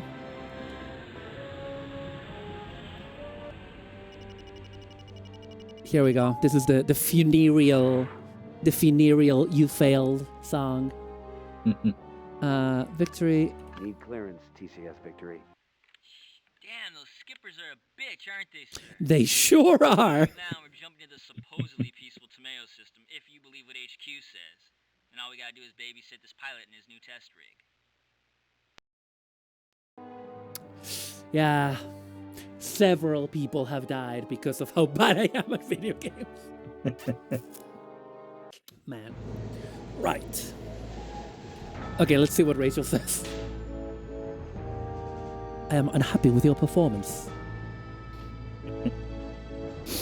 Yeah, because, if you'd won this one, you would have gotten the big welcome back where the whole crew comes out and slaps you on the back. Yeah.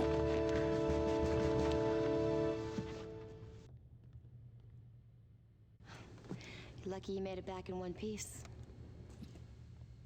Yep. And now we jump to the next set of missions now. Mm-hmm.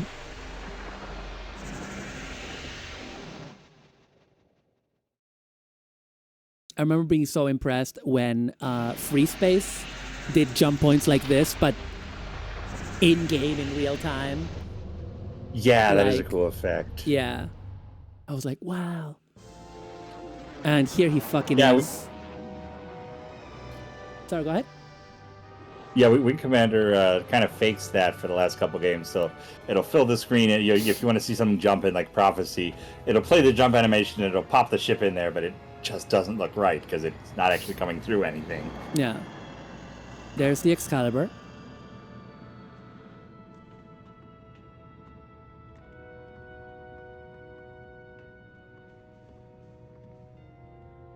And there's the guy.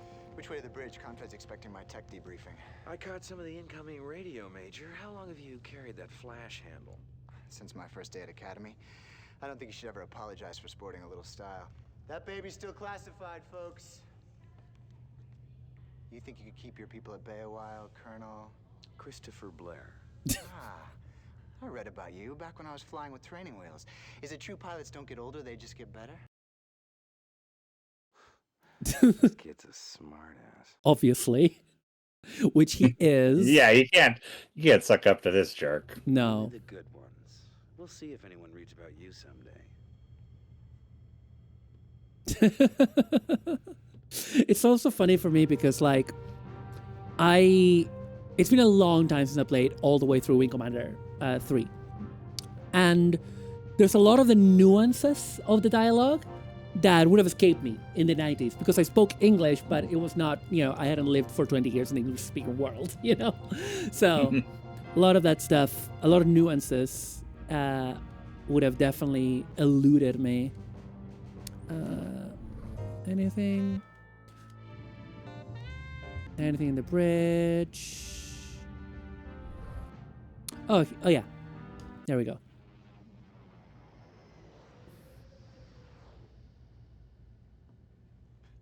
They ought to shoot that kid, you ask me. At least strap him to one of my thrusters on the next mission.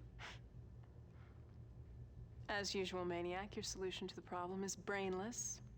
Well, any chance I get, I'm up in the air. I mean, they're gonna have to pry my dead carcass out of the cockpit. Oh, stop banging your chest. You're gonna bruise it. Remember that carcass line in the trailer. Look, the Colonel is a spineless... In fact, I remember the first time I saw the trailer, you couldn't just download a trailer in 1994, but the local store at the mall got a VHS loop of it, and I would just go and stand outside watching the Wing Commander 3 footage.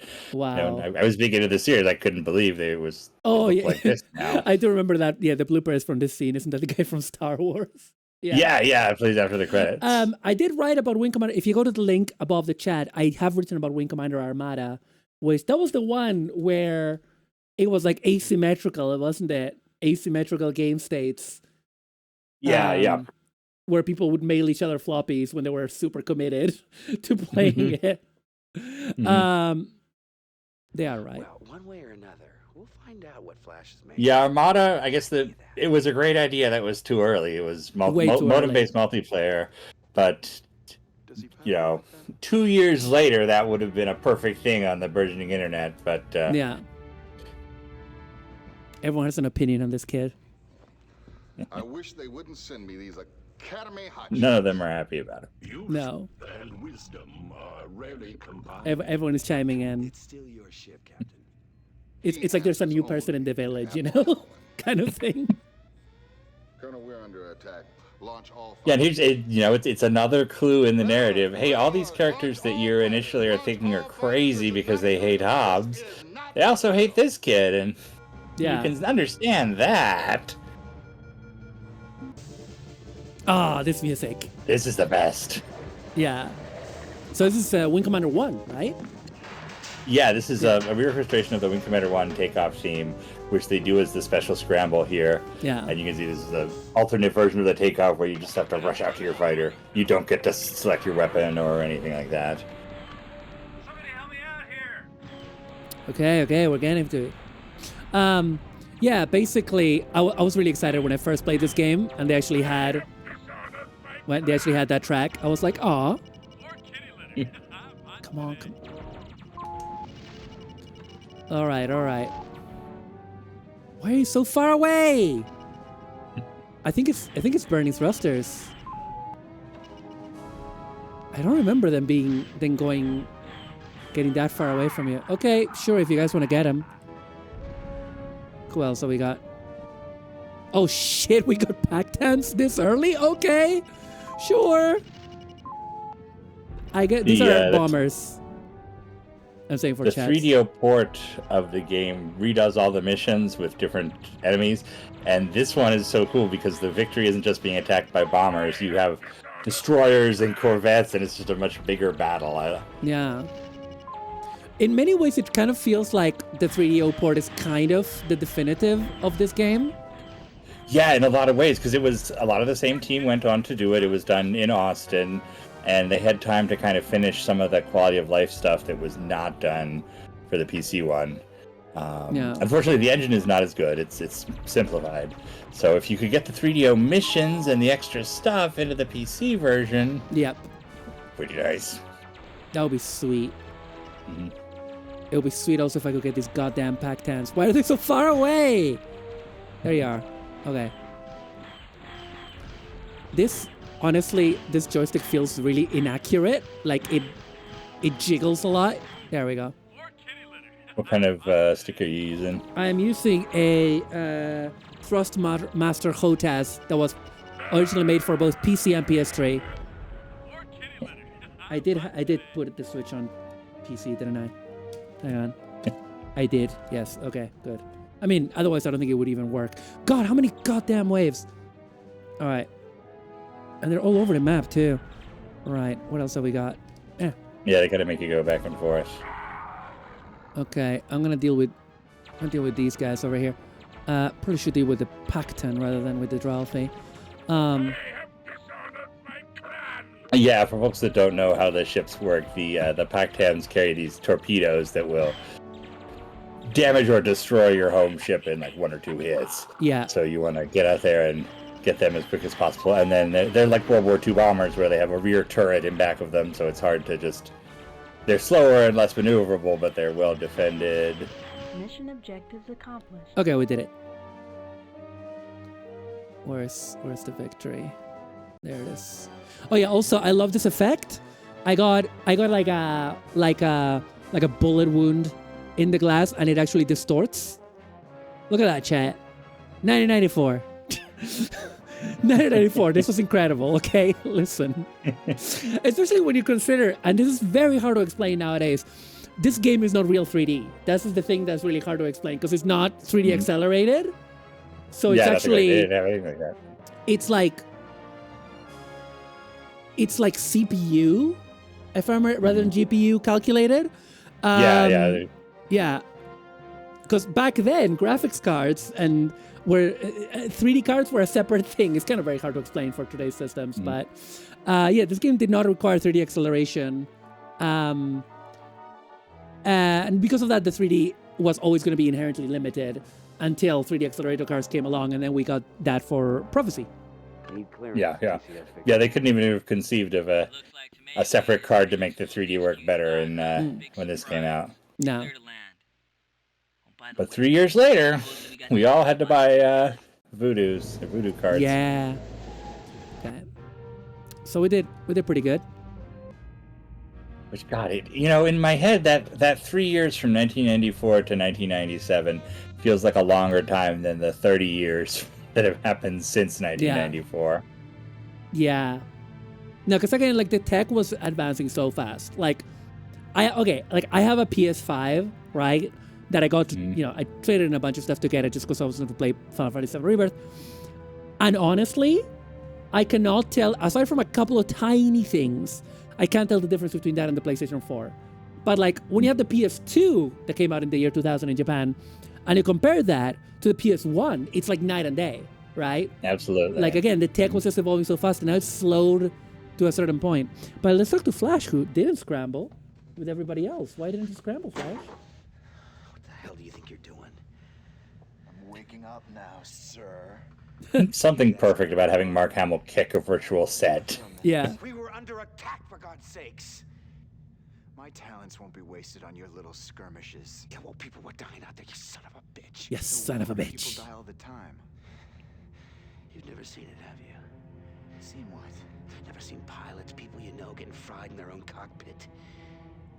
I do my part for Confed. I don't think I've ever met anyone as frightened as you. I think Mark Hamill is killing it.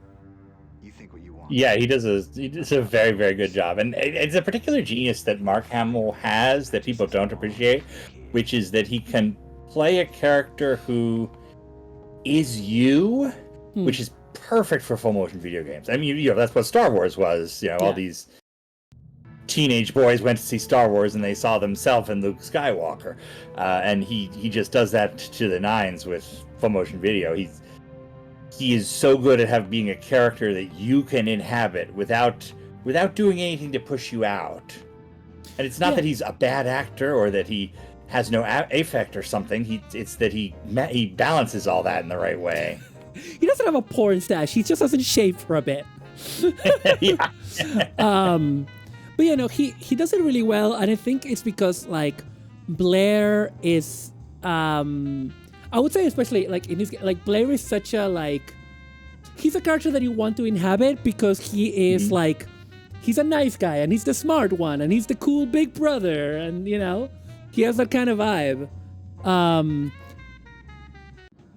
Yeah, he talks about fans coming up to him and going like, why did you do this in the game? I would never have. Like that was the thing that people took offense with about his performance.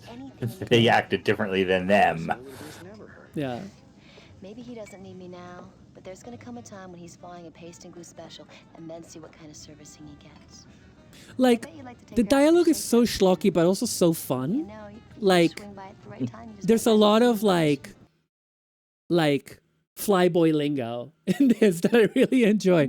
So yeah, and Rachel's double entendres are all somehow the most pure concept of those. Yeah, and so we have the choice here to get a little cheeky and fly this classified fighter for the next mission, or stay out of trouble. And you know what? It's not like we're gonna play this entire game today, so you're not gonna see the Excalibur otherwise. So let's get cheeky with it. Yeah, we gotta fly the Excalibur. Yeah, and we're gonna piss off Flash in the Oh no, because also if you don't fly it, then he just leaves, right? Yeah, you don't get him as a if wingman. Yeah, if we fly it, then we piss him off, and we have to do a simulator duel. It's been a long time since I've done any joyriding. Well, then you owe it to yourself.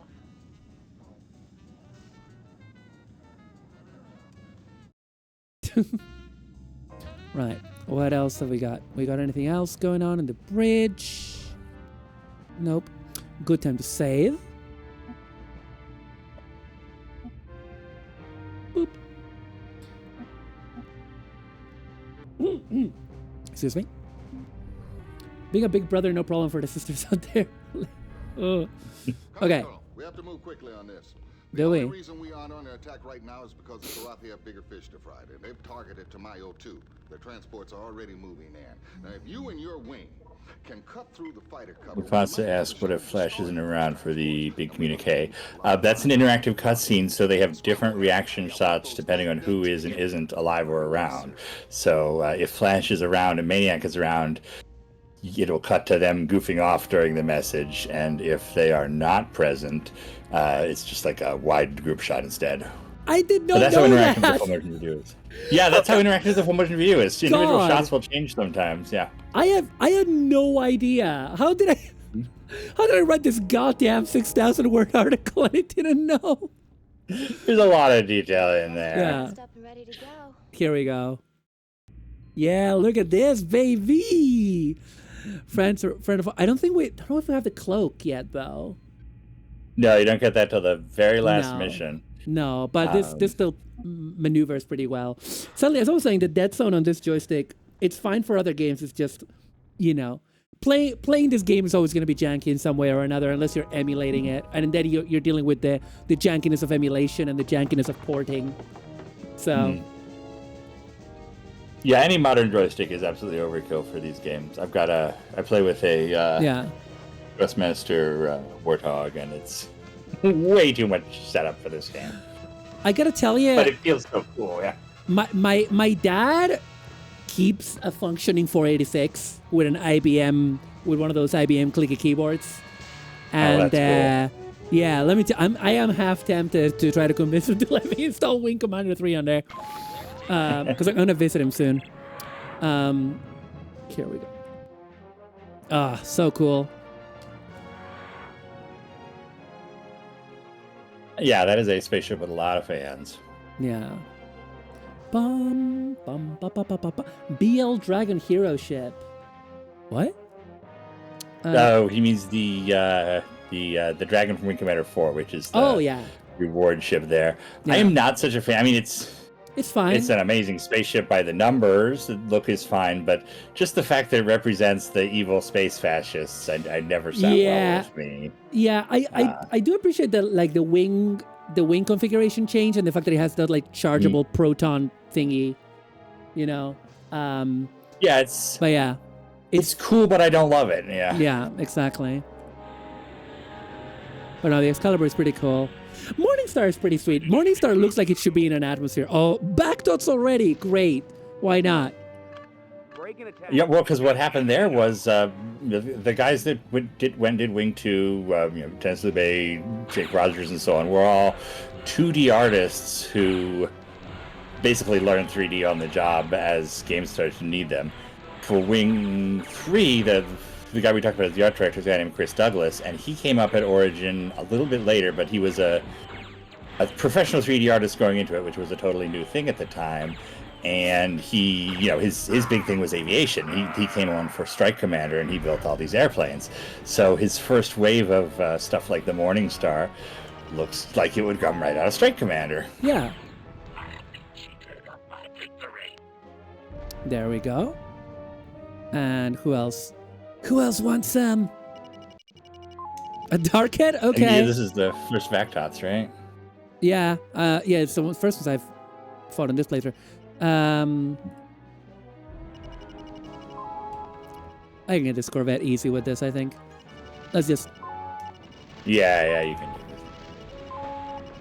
Ah, goddamn. Okay, I say that, right? And then immediately... Wait, hang on. Is it that... You got a Vactot on your tail, yeah. No, I gotta... I thought that my co-pilots would deal with the Darkheads, because they're... Oh, I see. Okay. They may actually have been flint shooting through you. Yeah, they were actually aiming for the Corvette. Oh, here's another wave. Let's go. I hate that I always have to lock manually. I should have mapped that to the... Hi, full page. The Dragon had the fusion cannons. Right. Why are they so far away?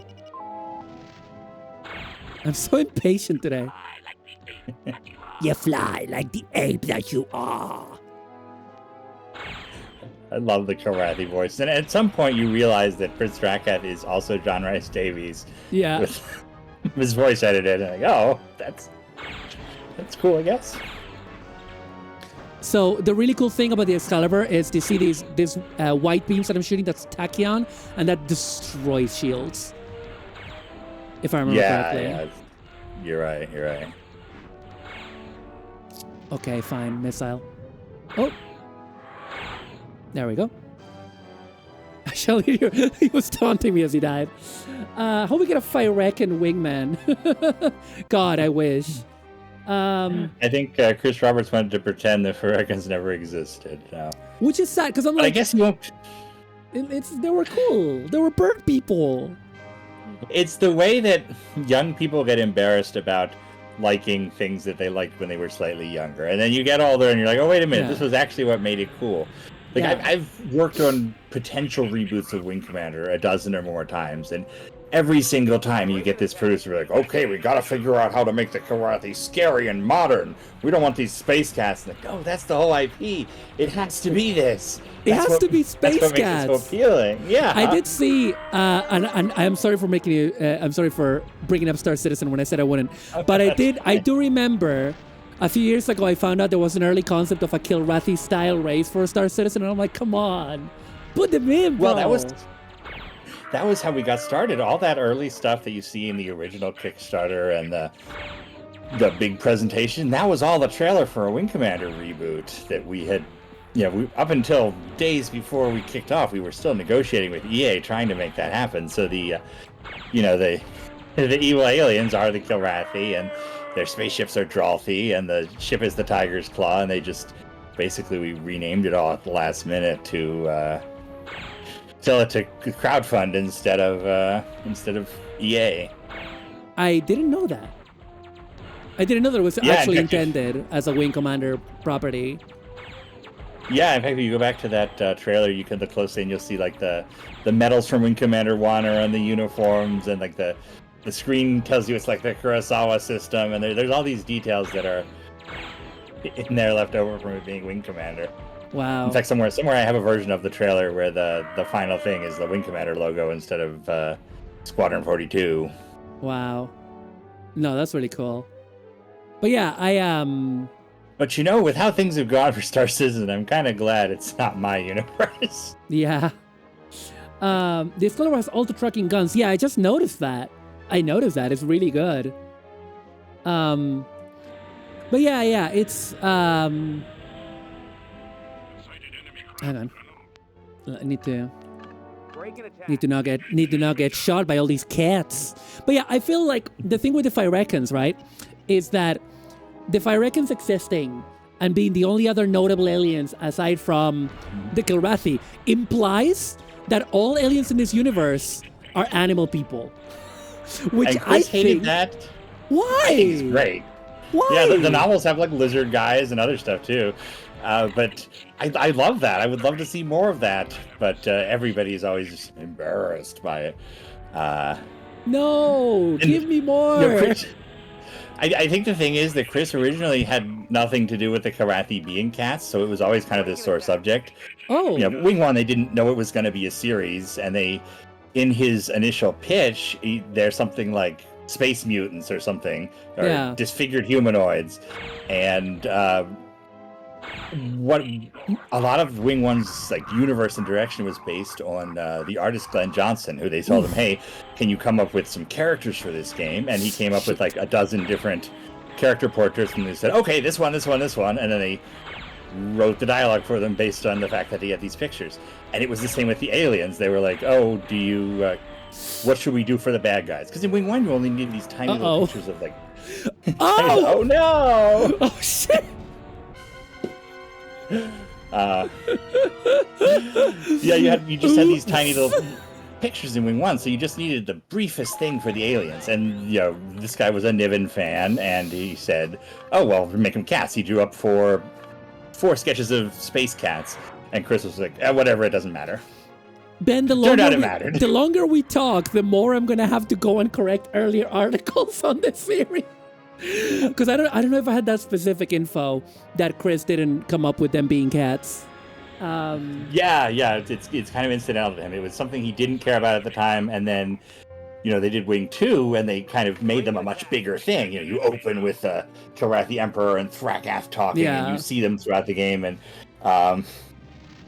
again, none of that was Chris so much. That was a different team going on to do Wing 2. So people are wondering why did he change the Kilrathi in Wing Commander 3? Why did he change them in the movie?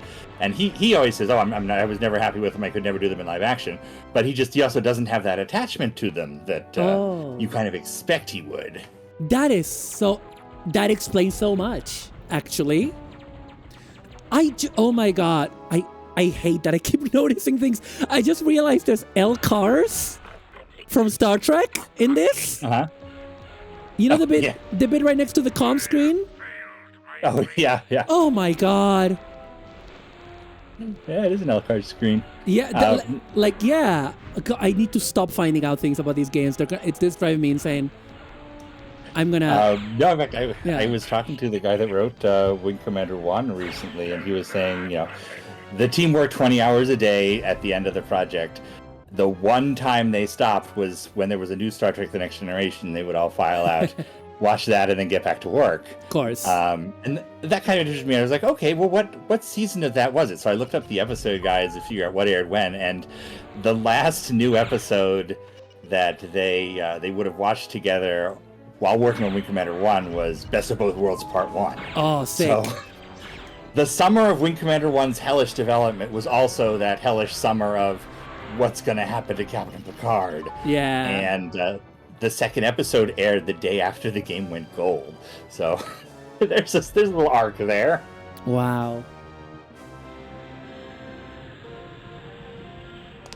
Right. Then break and attack by all means, Hobbs. Oh, okay, this is where we just need to kill it. Yeah, we're going to kill the transports. This is the easy part. It's just when the Vakdots show up.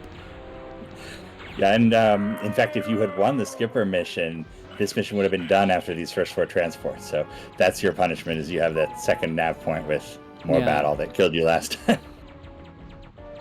Which again is cool because when you're looking at the game on a broad strokes, you're just thinking about the win and fail in terms of the long, when you fail a set of missions, then it changes what system you go to. But in this case, it's punishing you within a mission, not necessarily by taking you to a different place, just by changing the mission a bit. Come on. Also, Mufasa asked about Mercedes Lackey, who wrote Freedom Flight. Yes. she did not work on Wing 2 or Secret Missions, but her husband, Larry Dixon, did. That's actually where the Ferekins come from. He was a falconer, or is a falconer. Oh. And so he helped to build their bird race culture in those games and was super proud of them. And we just never get to see it again. Break and attack. Go get him. Yeah, this explains so much of the direction that it also explains.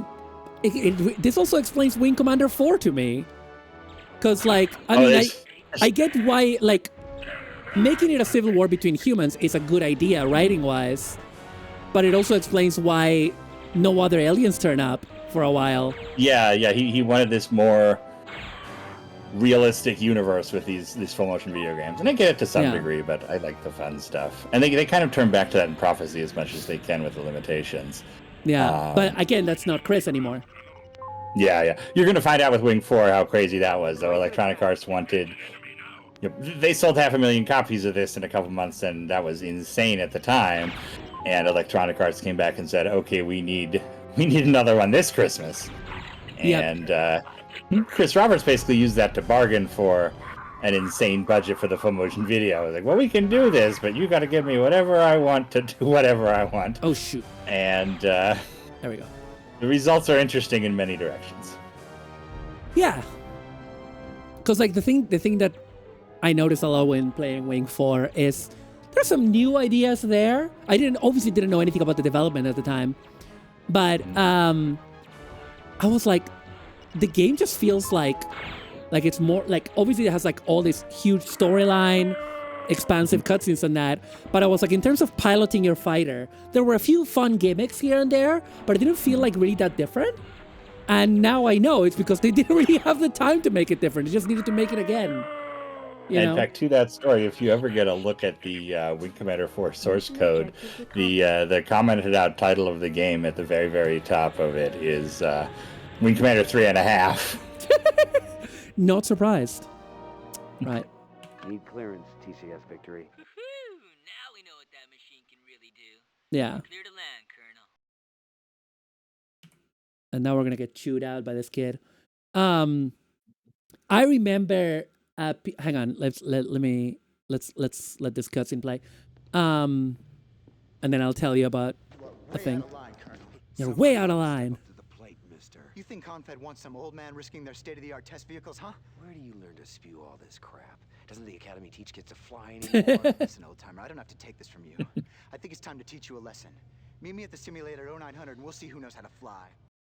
Lol, yeah. Time to teach this punk a lesson. On one condition. If you lose, you put in for a transfer to combat pilot status. Aboard the Victory. If that'll make you feel better. I'd ask you to shine my shoes if I were. Mufasa asked about source code. We have recovered and returned the source code to Wing 3 and Wing 4 to Electronic Arts. Oh, that's really cool. What they choose to do with it is their own. Yeah. I was talking to you a few years ago when I started working this. I was lamenting the fact, because he told me that basically the original film role of this game is lost, right? Mm-hmm. Like, is it the Wing 4 one as well? Is that one lost as well? Yeah, I think none of this.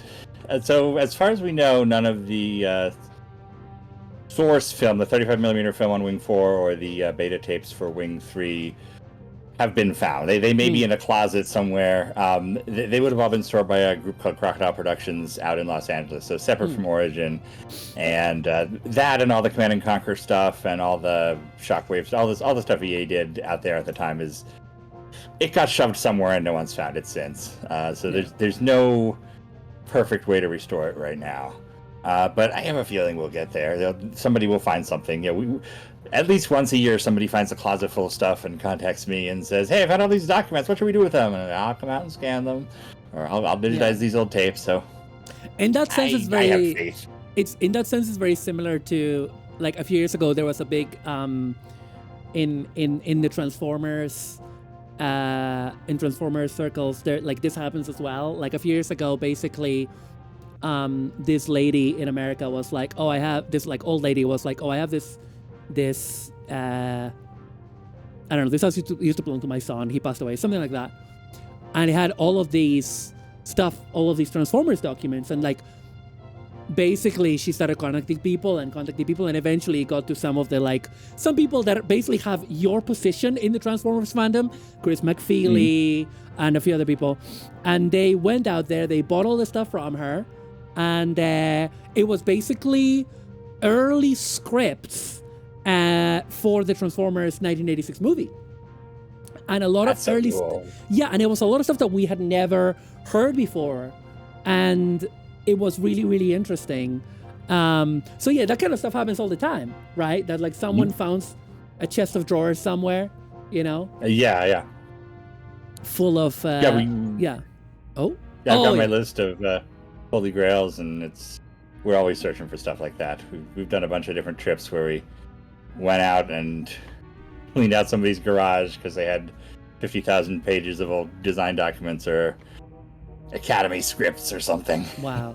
Hi, Circuit. Yeah, Academy is something that I'm gonna cover for Hardcore Gaming 101. For chat, Wing Commander Academy was a honestly really good cartoon for Wing Commander that actually had Mark Hamill and Malcolm McDowell, and it did have Tom Wilson as well, I think. It did, yeah. Tom Wilson, and then a bunch of other people too. Dana Delaney was one of the main cast. John Rhys Davis Ron is in Perlman voiced Karathi. Yeah. So yeah, basically, it's a really decent cartoon. It's only like one season. You can track it down. It's pretty decent. Like, it's very in the style of the post the what was the 90s Batman called? Was it just called Batman? The Batman the Animated Series. Yeah. It's very post-Batman the Animated Series with that kind of style that everyone was like aping at the time. I don't mean that in a bad way. It was just, everyone was like, oh, this cool style that was developed for that show is what, it really changed what cartoons looked like for a while. And it's a good show. If folks know a show called Exo Squad from the early 90s in the US, which is fantastic. I would recommend it to anyone. It's as good as Wing Commander, if not better as a show. It's the same creative group that did Exo Squad. So it's basically the third season of that, kind of creatively. Yeah. Fascinating to the story of Wing Commander later, because it's the connection with Universal that leads to the Wing Commander movie. Jeff Siegel was the vice president of Universal Animation, and he was the one that kind of kicked off the Wing Commander movie process, even though it went to Fox eventually.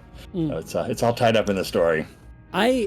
Since we're here, since I have you here and we're talking about the movie, I do want to say, before I forget, I want to point out, just, do you guys see how like Captain Eisen is like just waiting there, but if I hover over him, he like points at me. I love that. But no, I was gonna say Those about the movie. Gumps. That's called what? Gump, and they called the little animations they would put into the game for the screen were called Gumps internally. And one of the big problems with Wing Commander 4 was they shot so fast and they went over so many times that they forgot to grab a bunch of them. If you start looking closely when you play Wing 4, you'll notice animations are missing a bunch of times. Yeah, I did notice that. But yeah, I was gonna say about Wing Commander, the movie. I have softened a lot because obviously you get older, you become, more relaxed about life, and I think it's a perfectly fun, pulpy movie. But when the movie came out in theaters in Argentina, and I was a teenager that loved Wing Commander, I had played all of 3 and all of 4, and I was eagerly awaiting Prophecy, or Prophecy was, can't remember the timeline of that. Prophecy was 99, right? 97. No. Prophecy 97, Secret Ops 98, and then the movie in 99. Okay, I think I didn't have Prophecy, or I had just played it. I can't remember, but basically, I was a Wing Commander fan, and the film is out in the cinemas. I'm excited to go watch it. I grab a few of my friends to go watch it. Now, I mean, the people that I watched it with, in fairness, they were not like my closest friends. They were just some guys from class that I was friendly with and that were kind of assholes. But anyway, we went to see it, and when we were on the queue, I was so excited that I said to them, guys, it's gonna be the next Star Wars. This movie, Wing Commander. So they didn't trust you at all after that. They didn't let me live that down. They laughed me into smoking dust. Because the movie wasn't really as good as it, in my opinion, could have been. Hi, Beluche. Like the movie is a much yeah. better story of how it happened than it is a Yeah. movie in and of itself. Yeah, I think if you come, like, I watched it during the initial lockdowns. I was doing like Friday movie nights, like with people on like Discord and stuff, and that was one of the movies we ended up watching. And honestly, I was like, you know what? It's a lot of fun. It's a fun little movie. If you don't come at it with any expectations of it being this grandiose thing. Yeah, it's a movie. It's, you know, there's so many movies like that are just a cheap cash in. You can't believe it got made, and you know, it's obvious everyone was getting a paycheck. Yeah. The Wing Commander movie is not good, but it's also not that. You can pull any frame from that movie and see just an insane amount of love that went into it, and it all misfired and did a terrible job and created exactly the wrong impression. But there's so much in there. It's a movie that is less than the sum of its parts. The parts are so cool.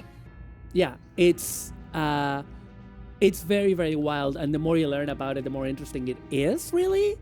Yeah, I hope you're going to cover that for this, because I will cover it. I did talk to Kurt. I will cover Academy. I will cover the movie. I'll basically cover everything. Because I'm also gonna So I think Nexus 4. I have to cover Privateer 2, which I've never even touched. Oh, that's interesting. Yeah. That's gonna be interesting. And probably like a little. I think probably for like the conclusion, I'll talk about like unfinished games and stuff like that, like Privateer 3 and all of that. Any action figures for there are action figures for the movie, aren't there? There are. It was a company called X Toys did a series of 8 action figures for the movie. They're in the Star Wars scale.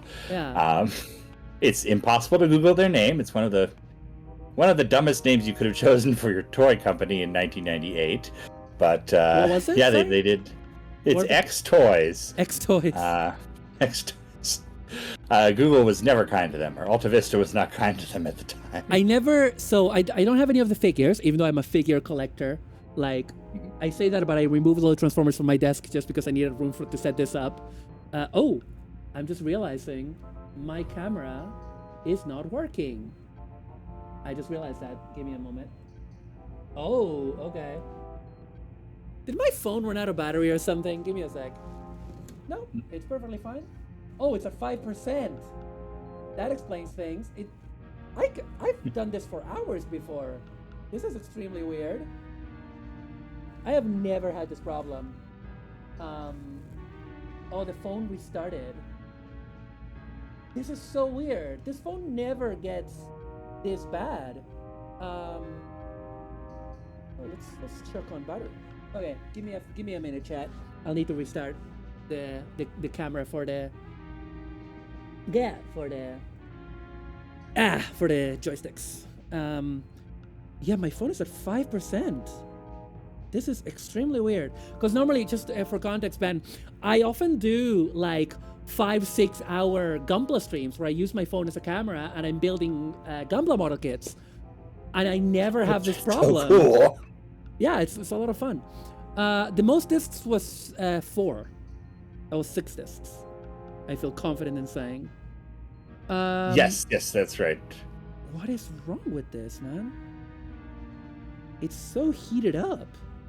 Give me a second. Okay, battery saver is turned on. I honestly do not know what happened to this.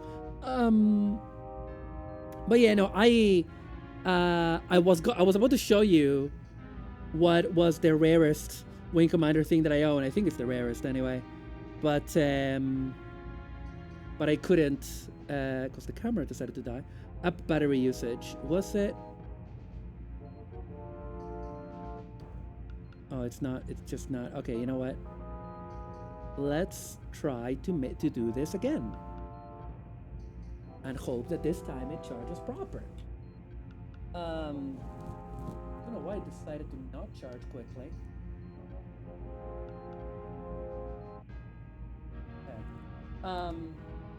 Okay. Sorry fam. This happens sometimes. No worries. If anything, I feel better about ruining the start of it. Okay, there it is. So enjoy this because I don't know how long it's gonna last if my phone decided to drain battery. It's a decent phone as well. But but what I wanted to show is this fun little thing. So this for the kids in the audience is a phone card, okay? This is a phone card. That meant that you bought this is £1, and you bought this and you went to public phones that were phone card compatible, and you used it to make calls instead of putting coins in. And this is a Wing Commander 2 official phone card, British, you know, and I bought it on eBay for like £6. And I had never even heard of it. I don't think there's a lot of merch they made of anything before 3, right? There's not. There's just little things like that you kind of have to dig a lot to figure out even exist. Yeah. And you can see on that phone card there, that's the Mindscape logo on the Underwing 2. So that would have been a promotional item from Mindscape in the UK. Yeah. And yeah, it's wild. It's pretty wild. But yeah, what do you? I'm just gonna keep an eye on the phone battery. Right. Let us talk to Ison before challenging Flash. Great line in this one. I guess you two are itching to go at each other. Well, sir, I just got... As a rule, I'm not too big on these needless displays of macho crap. You're taking a big risk morale-wise. And if you lose, you won't be too popular around here, so I'm gonna give you a word of advice, Colonel. Kick the little twerp's ass. Yes, sir. Kick the little twerp's ass. That's our captain. Yeah. All right. So here we are. Okay, here we go. I promise I'll make this as quick as possible. I am gonna destroy this kid because we're on easy difficulty. He's not easy, I will say that. No, this is one of the harder things to do in the game, even on the lower difficulties. Nope. Okay, not that hard. But Wing 4 has the same thing. The very first combat you do in Wing 4 is fighting Maniac in a similar simulated dogfight, and it's one of the hardest dogfights in the game. Yeah. But it's a whole nother thing fighting the Karathi out there.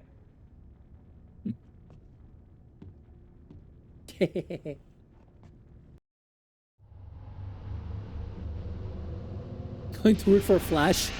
Too late. I killed him immediately. He did, I will say, even in that lower difficulty, he did use his countermeasures. Mm-hmm. Like, it was too late, but he did use them. I was gonna say, yeah, no, I am excited to dig into the movie. Oh, villain scene. Yeah, we get kind of these act breaks where we'll go to the Karathi and see what they're doing. And of course they'll vary depending on how well you are, how well you're doing. You'll get them talking about their plans or... Resources are utterly depleted. It remains a source of slave labor, but the population has never been particularly malleable. Yeah, the Karathi have been tuned to like mwahaha, basically for this game. Yeah. I love this bit. Bristle at the thought of they will call it. What is that strange word they have? Surrender. No, it is not that. This system shall serve as a message to the apes. Since it is no longer One thing that I've noticed is that these costumes are so big that they're huge, yeah. There's a lot of arm acting that they do in them. Mm-hmm. Like arm and hand acting, because like, especially because like, you know, Thrakath and Melek, they're wearing armor, they have capes, so they need to like it's kind of like, I'm sorry, everything in my life is professional wrestling. It's the same way that in professional wrestling, the moves are very big and flashy so that the cheap seats can see them, you know? Mm-hmm. It's that kind of that way. Totally. Let's do a cheeky save.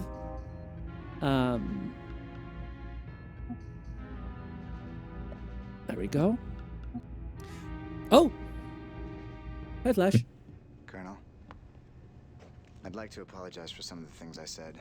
Some? Some? I still think I could have beat you 2 out of 3. Care to go at it again? Nah. From now on, I'll prove it to you out there. That is, if you figure out... He surely learned his lesson. You're on the roster. You'll get your shot, same as everyone.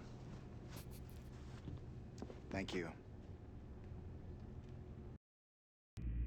You'll get your date with Daddy. I said it!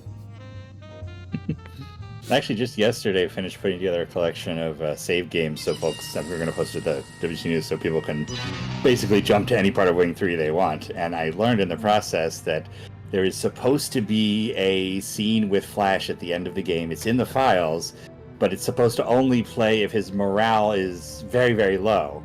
And as far as I can figure out, there's no way to actually get his morale to the level that triggers the cutscene. Wow. So I found a 30-year-old bug yesterday. God. Sorry to interrupt you, Ben, but we have a raid. Thank you, Joe Gresk? I want to say Joe Gresk. Hello.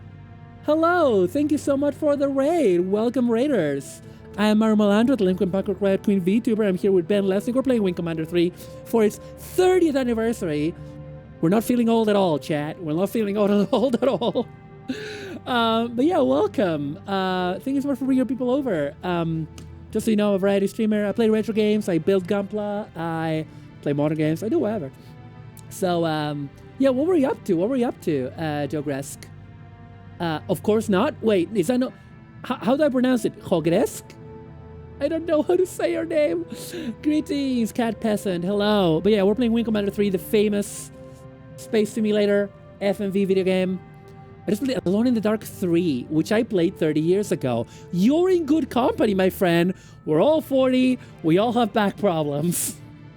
It's all good. Speaking of which, I'm going to reposition myself a bit. But yeah, welcome. Thank you so much for bringing your people over. Feel free to take a rest if you need. I know how streaming can really take it out of you, especially when we are one of our creaky ages. But yeah, let's talk to Cobra. See how's she doing? She having a good time? I don't think so, but you know, let's check. Never having a good time. She's never having a good time. Colonel, you know the Kiorathi may be using bioweapons here. Oh yeah. First I've heard of it. This is the bioweapon mission. But these are not skippers, are they? No. In fact, and again, you can see how it was from a game designer's perspective. You were supposed to shoot down these non-cloaking missiles first to learn how to target them. But Chris Roberts is often not. He likes the show better than that kind of thought. Yeah. It's understandable, but yeah, the skipper mission. God. I think I confused them in my mind. I conflated it with this one. I think that's what happened. Yeah, this one's actually much easier. Yeah. Oh yeah, because this is Flint's home system. Yeah, you can see with these first couple of systems how we kind of tie the new wingman into the story. So we'll go to Flint's home system, and then we'll go to attack a Kiorathi system, and that'll finally make Cobra happy, and so on. Yeah. And it really kind of ties them all into the story in your mind. Sorry. Yeah. That's all right. Everyone's lost someone, right? They don't give you medals for it. And that's You haven't been back since? Nowadays we would call this like classic like RPG design, right? Which is like the whole thing where like you get characters and you get their backstories before they fully get integrated into the plot, kind of thing, right? Or you meet them and then you get a bit of their backstory later, kind of thing. My brother and I mean, it almost works exactly the same as like an Ultima, or I've never played Final Fantasy, but I assume it's the same way where you build a party and you get to know these characters. The wingmen in Wing 3 especially are the same way. You have to go and, especially in cases like Flash, where you have to do a little quest to keep Flash. Yeah. In to give the example of Final Fantasy VII, to just keep it as accessible as possible, like there's some characters you start with. You start with like a party of characters that you get enough about them that you like know who they are, and then later on you get more like flashbacks and side quests about what's their actual background, and then there's some that you meet and the process of meeting them is their backstory, kind of thing. So it kind of varies, but yeah, that's Mass Effect again. Yeah, again, that's like the Mass Effect thing, right? Yeah. haven't I picked you already? She's very demanding. Yeah, she does this several times. Yeah. Your brother's wingman.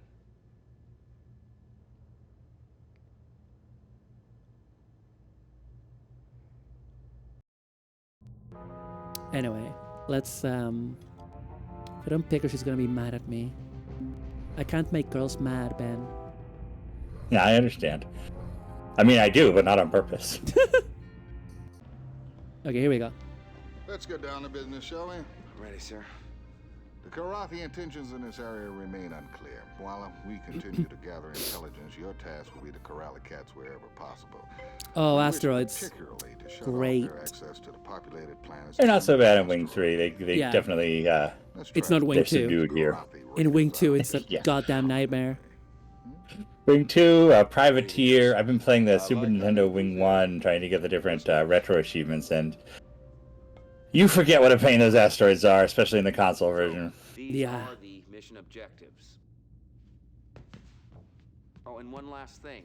On a big flint. Oh, yeah. We have the full lineup. This is the full lineup of Wingmen. Yeah, it can only go downhill from here. Yep. We're going to start emptying those chairs, chat. Gonna get some dramatic deaths. There it is. I just wanted to get him to, like, he's like, you know?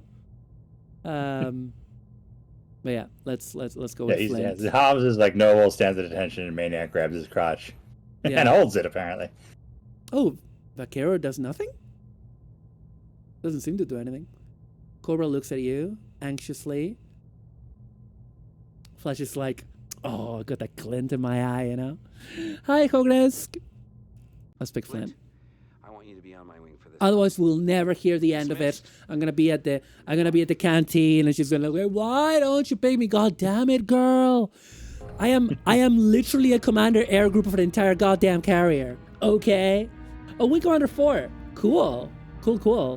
God, I was so blown away when I bought Wing Commander 4 boxed when I was in the US. First of all, the packaging design in Wing Commander 4 is fucking good. Like that like stark black and red. Of the American version. It was totally different in Europe. So the US was Chris Roberts' baby. I got the US one. I got the US one. Yeah. I bought it in US, yeah. Well, you know, I think I might have one around here somewhere. But because the US one is the one that came with like that very specific like cardboard booklet with the CD-ROMs. Yeah, with the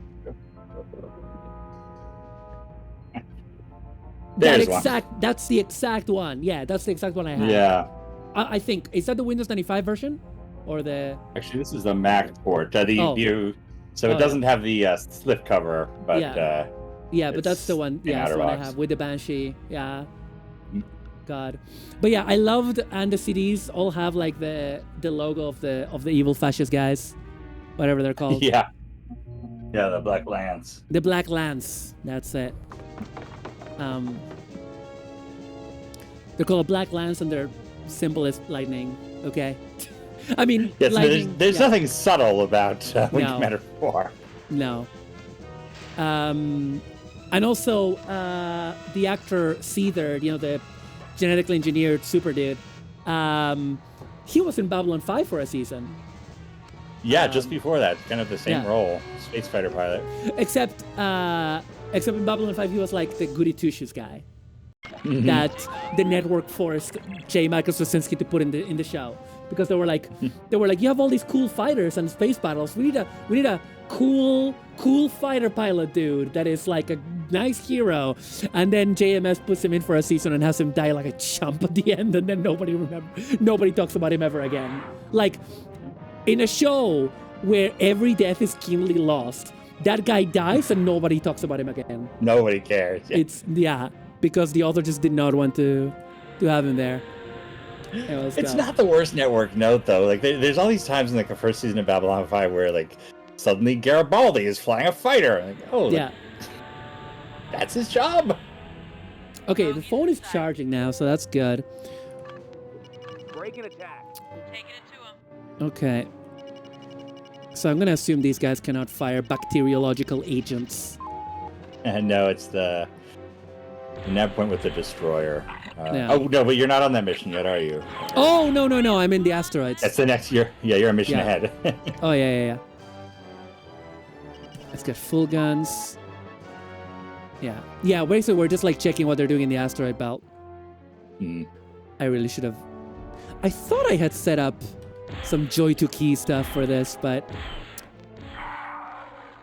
it's fine. The gameplay's fine without it. You have? I'm getting a disco over here because we were mate. Let me go get him. Okay. Yes! Yes, we get it. You're very good.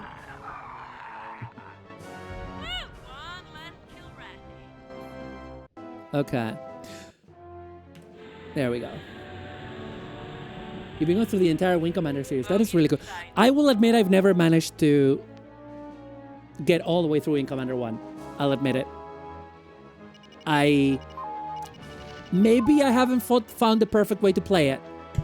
But it just feels too janky to play, you know?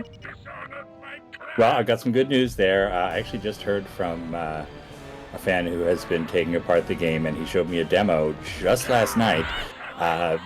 There's a fan group that has finally put together a speed limiter patch that is 100% accurate. So in the not too distant future, we're going to have a right way to play Wing Commander 1. Oh, we just got ambushed by the stealth fighters. Oh, Shit. yeah, first appearance was the Straka. Yeah, I was wondering what the hell was going on that suddenly I got... Yeah. I love that. You shoot them... Normally, they wouldn't die in one shot, a chat, and basically you see their... See, you follow them, you track them by shooting their shields. But no, that's really good because, like, yeah, it's the speed, the clock thing with Wing Commander 1. That was the thing that was always difficult to, like, emulate properly. You made a cosplay based on blue hair. That rules. That absolutely owns. Yeah, you can destroy the asteroids, which is really neat. Right. I did a Wing 1 stream back when I worked for Cloud, where we did all of Wing 1, and I dyed my hair blue, and it was... Wow. It was something. Taking it to him. Okay, phone is definitely charging. It was at 5 and now it's at 7, so that's good. I don't know what got into it. What got into you, mate? Get missiled. Oh, there's some manner of cap ship there. Oh shit, the cap ship.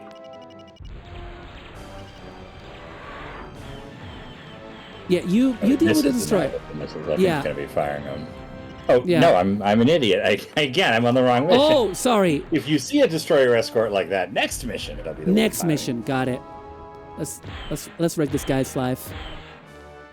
Careful where you point that thing. Well, aren't you the super fancy ace pilot? Why is Flint irritating me so much? I don't know. Okay, there you are. I got him! Come on, girl! Anything else Wing 3 related lying around here? Here's the manual, Victory Streak. Oh, hell yeah. I do have that, like, next to me, but... my favorite part of these games are these lore manuals that kind of built out the universe for you. I do love that. I do love that the Strike Commander one, which is also quite lore heavy. It also has a bit where it just has a page that is like Chris Roberts explaining how hard it was to develop the game. Like, that is like him talking about like all the old writers. He's playing the Windows 95 port of Wing Commander 3 that they did for the Karathi Saga collection.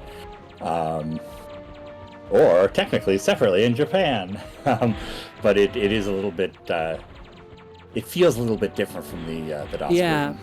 That's probably what you're seeing. The main reason is because I needed the thrust. That's my neurosis. Because actually, at the time, I did have a joystick that could use the thrust with this game. And that's not something that I'm able to replicate now, because I don't have that specific joystick. But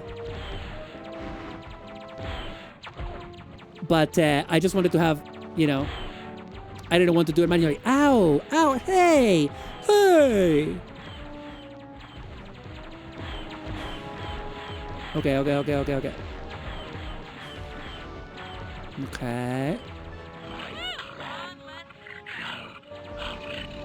Boom. Yeah, it's pretty smooth. It's pretty smooth. Again, good job, Flint. She yeah, she just seems to be better at this than we are. Yeah. Break and attack. That's only because I Strike haven't Commander properly... is very hard to get back to today because yeah. games don't age well, especially the more they're trying to simulate something. So, like, if I wanted to fly an F-16 today, it just feels ancient, which is a shame because it kind of locks behind that gameplay you don't really want to play in 2024. This really cool story, and like Strike Commander's world is so cool, and the characters are so cool, and it's this classic Origin FX style. It's like a 90s or 80s like air combat movie, action movie, in game form, and there's all this fun stuff. Like, I feel like the IRS stuff from Strike Commander could be a meme today if anybody could play Strike Commander and get to it, but it's just so hard to get into it now. And incidentally, if you want to read more about Strike Commander, click.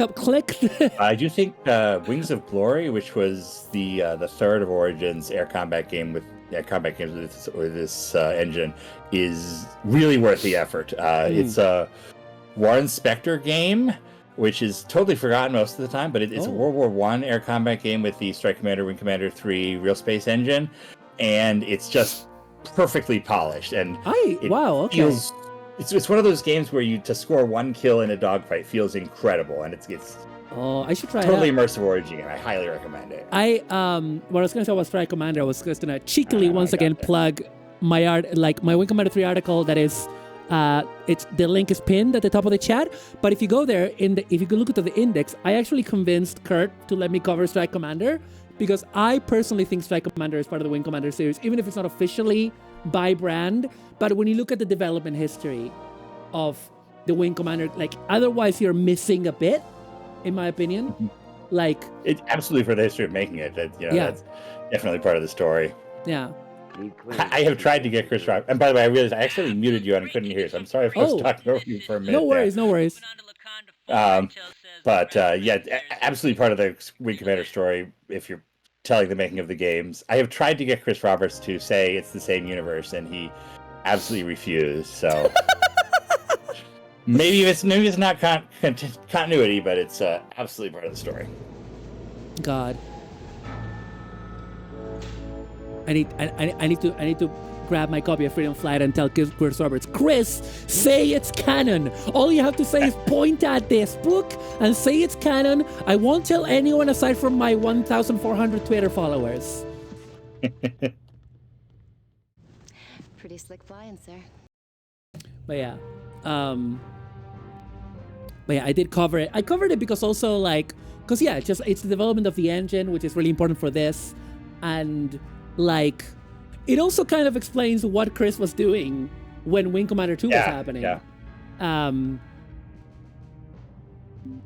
Because Chris's kind of view on this is always he doesn't want to do the same thing again and again. And so things like introducing the full motion video to Wing Commander 3 or doing it in live action for Wing Commander 4, that was enough to make him interested in the project and commit to it. But like Wing 2 is not like that, that it's a spin-off of Wing Commander 1. It's kind of the same thing carried forward, and it didn't really interest him. Hogresk, thank you so much. Thank you so much. Sorry to interrupt you, Ben. Hogresk, thank you so much for rating. And go. Like, I totally get how it is. Hope you have a good rest, and thank you for coming and bringing your people over. But that's kind of the thing. I do remember that, initially he wasn't interested in the concept of a sequel to Wing Commander. But I also love Wing Commander 2, Hogresk, by the way, for the record. It is my favorite. I love it too. I think everything about it is fantastic. So it's Wing Commander is a series that Chris Roberts is so the center of the making of it, but it's like he's Gene Roddenberry. Yeah, he had a lot to do with it, but there's so many other people who have done it in different ways and in other directions that are so important to the overall whole of it. A few months ago, I heard stories about some backwater system the Kilrathi had under siege for months. But after they cleaned it out, they didn't just move on. They dusted it with some new biological weapon. Oh yeah, here it comes. The whole system supposedly a total biohazmat. Really ugly. No one can get near it. He has become a much better actor. Yeah, he was very young. He was very young. I love how he shows up in everything, though. It's Yeah. You always see it. It's Vagabond. Like when I was first watching The Expanse, and because he doesn't show up for a bit in The Expanse, and then when he shows up, and I'm like, oh my god, you know the meme of Leo DiCaprio like snapping his fingers and pointing at the screen. That was me. I was like, guys, he was in Wing Commander. And people are like, what the fuck's Wing Commander? Do we got anything else? Oh, we got Hobbs. I used to raid these worlds. Yeah. I used to raid these planets. I always find the modulation they gave him in this game so funny because Reports that the Kilrathi are the voice is modulated, but also underneath they're playing SFX of Tiger's It's like growling. roars. Yeah. And I don't think it's the intention, but it almost sounds like that's what he's speaking is, and he's being translated or something. Yeah. It's kind of like a Bobo Star Wars effect. Any making of Star Wars, like, oh, Ben Burke created these incredible alien languages by mixing unusual sounds, and then the guys on Wing Commander clearly recognize that, and they're like, let's do that, and like, the 101 guy. Good try. Yes, sir. We've still got more questions than answers on Kilrathi operations here. Some of the Kilrathi forces are pulling out, other elements are closing in on the Kondo 4. Intel thinks they've got warheads. Yeah, here it is. With a new kind of bioweapon capable of spreading a pandemic over the whole planet within minutes. If Intel's correct, was where I learned the word pandemic for sure. over 500 years. Colonel. In fact, I specifically remember thinking it was maybe it was like a sci-fi thing at the time that they had made up, because I had never heard the word before when I was 13 and playing this.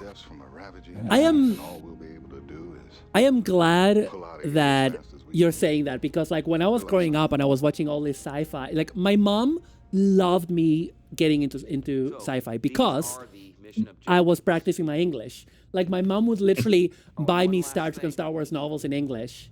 So that, because she knew that I would read them and practice, right? So, but yeah, a lot of these words I didn't know if they were like sci-fi or not, sci-fi words or not, you know? Oh, we don't get, oh no, because we have to rescue her, I just remembered. Sure, let's pick Hobbs. Hobbs, you're on my wing for this one. Dismissed. Yeah. No, I'm exactly the same way. I will watch stuff I saw years ago again later. I'm like, wow, I thought that was something that meant something totally different back then. It's interesting. It's okay. Yeah, this is a big one, a double mission. Yeah, because we first need to stop the missiles and then we need to rescue Flint. Yeah. Okay, let's skip that. We got a big planet ahead of us. And we gotta save it. Here we go, chat. We're gonna do it. Break and attack, Ninfrando. Now. Oh! Shit, the missiles are already out. Fuck. Okay. Off I go. Yeah, we can't let a single one slip through. Oh, okay, there it is. How far is it? Come on. Come on here, you fucker. Range in just a second. Yeah, I'm burning rubber over here. Okay, I got it. Next up. Where is it? There'll be 3 of them. Unless you destroy the destroyer in that first pass, there'll be 3 of them.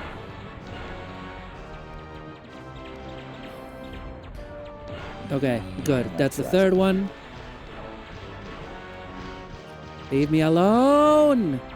So the range is going to vary depending on the gun types. There's a little bit of variance, but really, once you're at about 3,500, you're pretty much hit with everything. I did it, though. I got him. Now I'm gonna fuck with this guy. Oh, hang on. Do we have another guy? We have another Straka.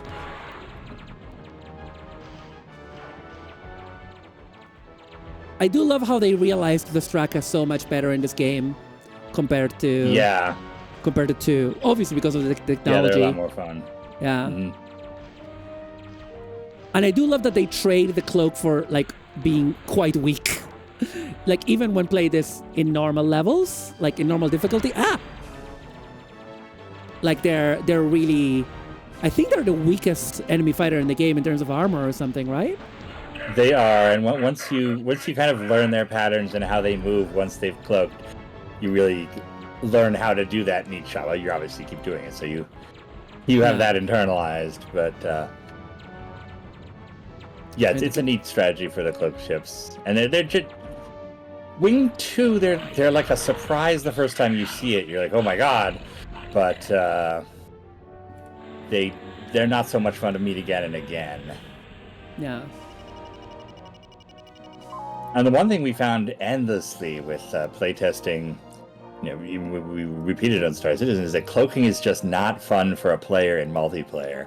You know, it's really just a way to pause the game. You disappear and you're not doing anything.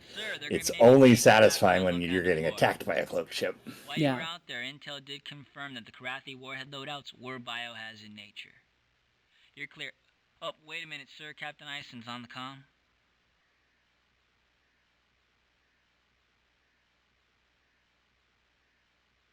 Colonel, Music stopped. in the lunar outreaches of Laconda 4.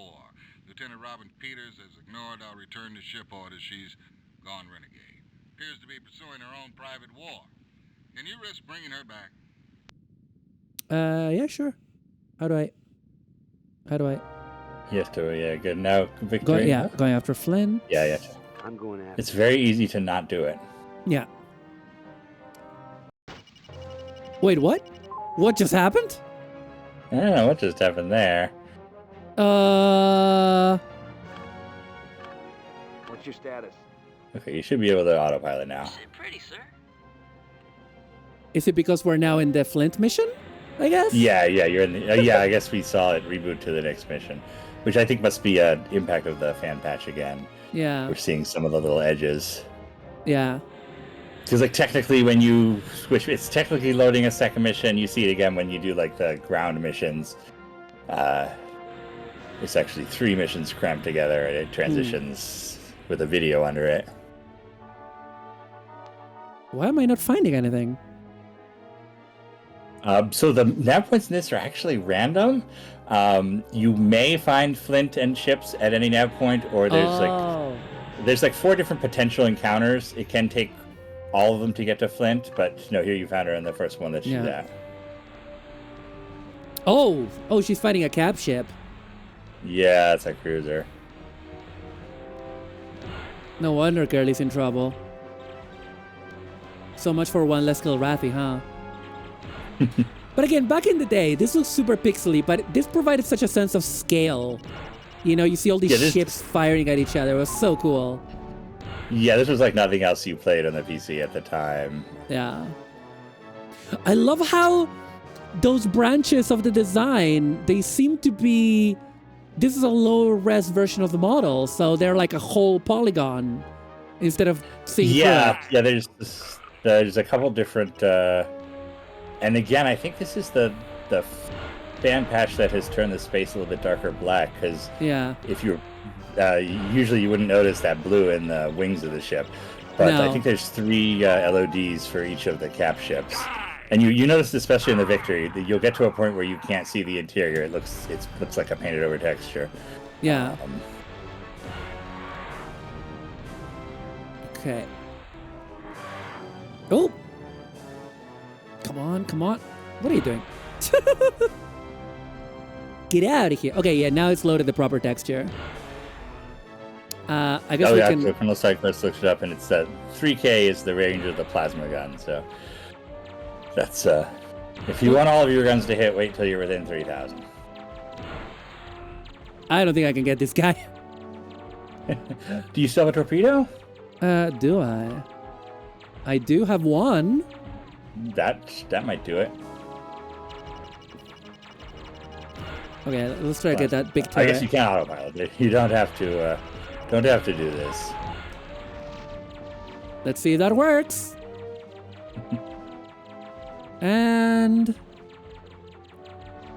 Nothing. Oh, well, that was respectable. Yeah, that's pretty good. Nope. Yeah, maybe get out of there. So discretion is a better part of valor at this point. Yeah, it's okay. We saved her. It's fine. It's fine. She's saved. Didn't know they randomized enough points for this. Yeah, the weird thing, it's one of the only missions that has that in Wing 3. Wow. They really like scripted missions in general. So Yeah. it's kind of a weird point where they're experimenting with it.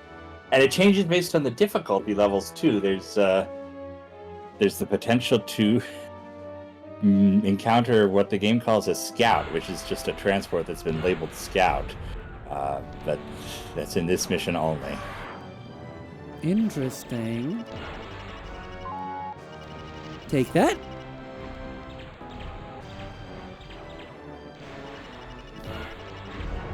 There we go. And there we go. I love it how Flint, who should be with her tail between her legs, is not celebrating every kill she gets. She's been humbled.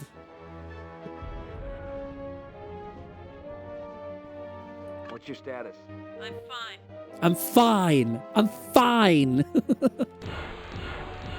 Totally didn't need to be rescued. I totally didn't have my ass handed to me. There we go. And there's no way to actually lose Flint. The big thing is making the decision to get her, which is a big impact on overall ship morale. Yeah. But if you eject or you fail, or if you choose not to get her, Cobra rescues her instead somehow. Which is why she was missing from the briefing, yes, also. Can I ask you something, Ben?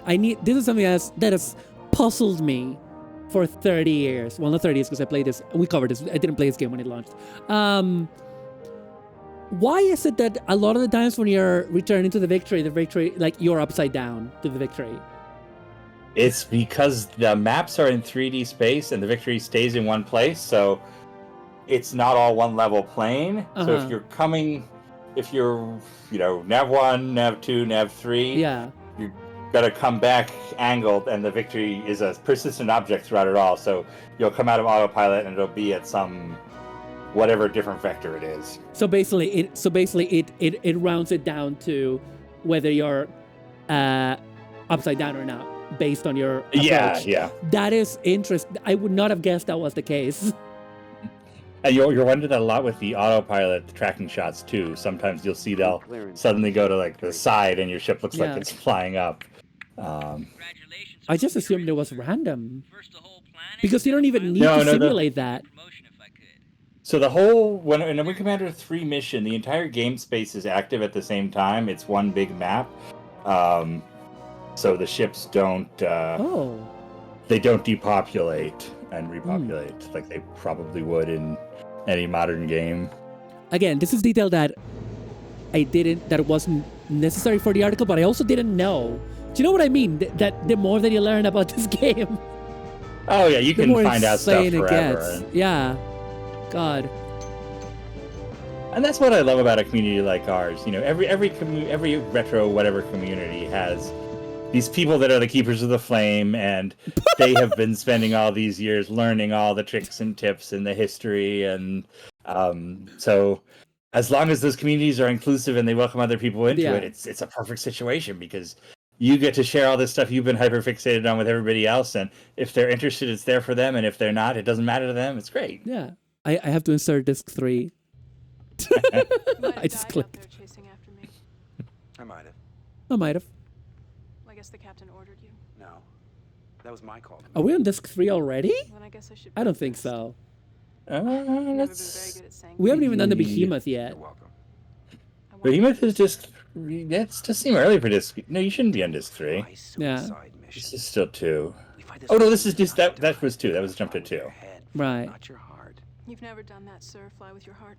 The day I do that.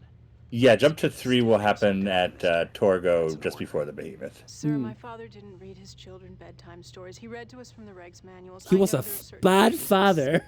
I'm sorry to tell you. What kid would give a crap if you're reading them regulations, man? I know she's being He metaphorical. was trying, man. It's hard for space dads. Yeah. Yeah, so, okay, if I remember correctly, if you ground her, then you get a chance to, like, then basically the captain or somebody, I think the captain tells you, okay, she's learned a lesson, you should unground her, and you can choose to keep her grounded or not, and then if you keep her grounded, then eventually, I do remember Eisen gets, like, fed up with you, and he's like, I ungrounded her, she learned her lesson, Yeah. You're being a bit of a dick about this.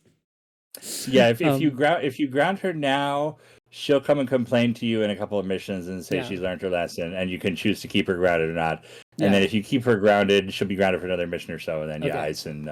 Yeah, then Eisen is like, we can't afford to keep good pilots grounded. What's wrong with you? Kind Yeah. of thing. Yeah. Okay, I misremembered. I'll give her a break. Sure.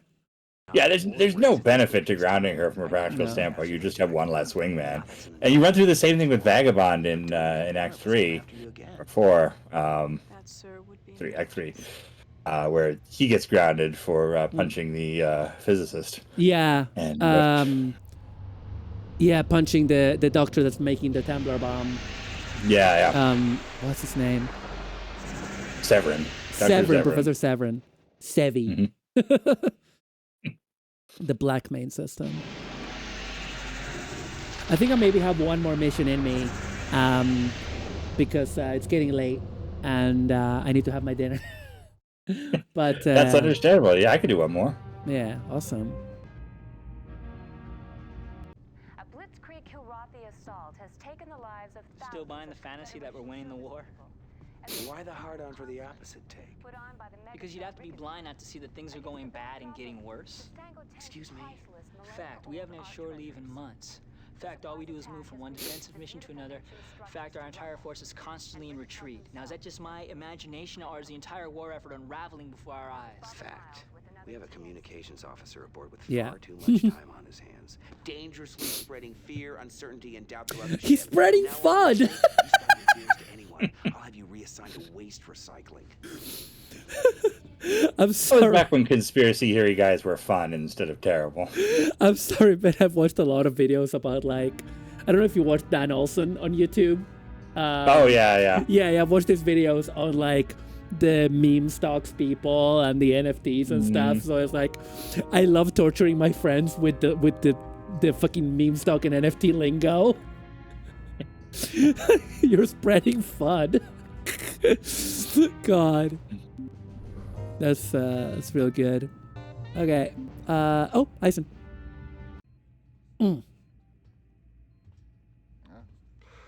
I don't know whether to thank you or curse you for winning us Flash on a permanent basis. A little of both, I guess. I wish I had more pilots like you, Colonel. Might make the war end soon. Yeah, and then when you try to imagine the structure and tree of all this is a conversation that will only play if you happen to have challenged. You had to have chosen the Excalibur, you had to have challenged Flash, and you had to have won the challenge in order for this scene to happen. And there's so many contingencies throughout the game like that. It just gets so elaborate.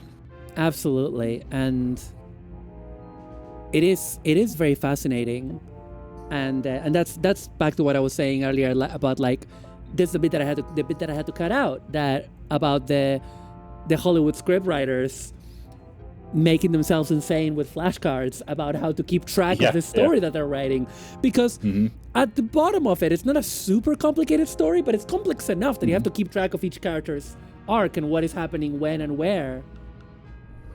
And one thing that they had not figured out in Wing 3 is the two writers they had for the script, and then the designers of the game and everybody who actually made the game were totally siloed off.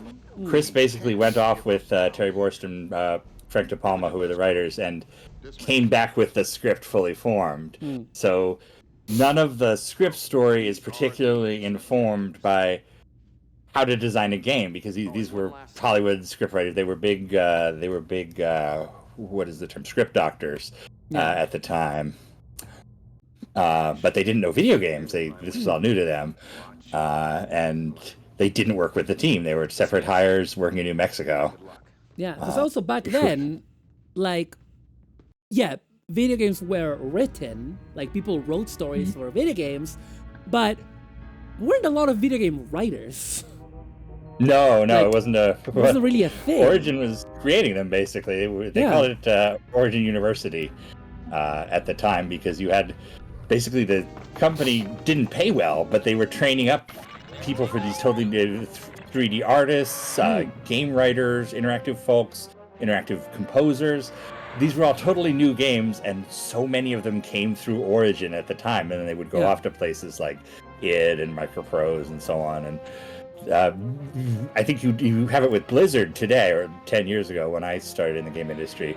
Blizzard was basically where you grew producers and artists and people who worked on this type of game, and everybody hired somebody that got their start at Blizzard. And it was like that with Origin at the time, and Chris Roberts' team in particular.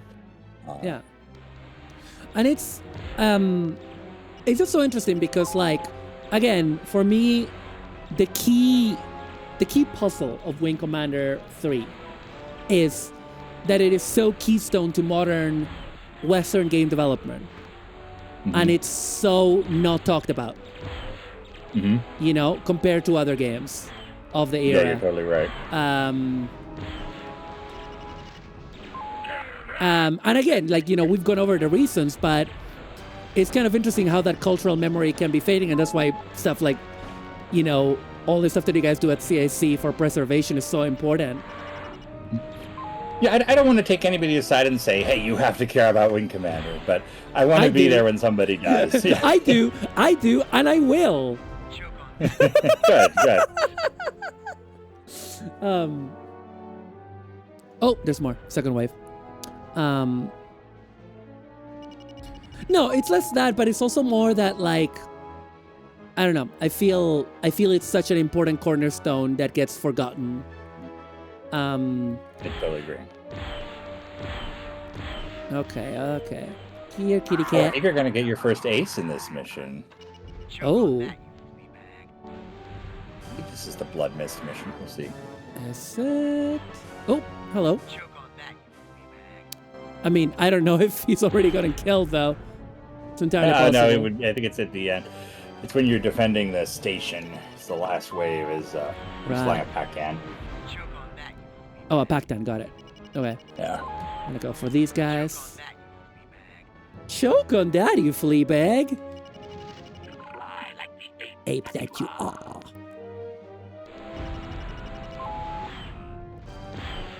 Here, kitty cat. There we go. Oh, might be one of these guys. There he is. Yeah. Let's get him. And if you get up close to him, you'll see that his ship looks different. They have different like different paint markings. schemes for the aces. Yeah. Prepare to die. People skills make me laugh. Choke on that, you Oh, I think he's dead. I love it. Well. He's like, haha, you eat salad.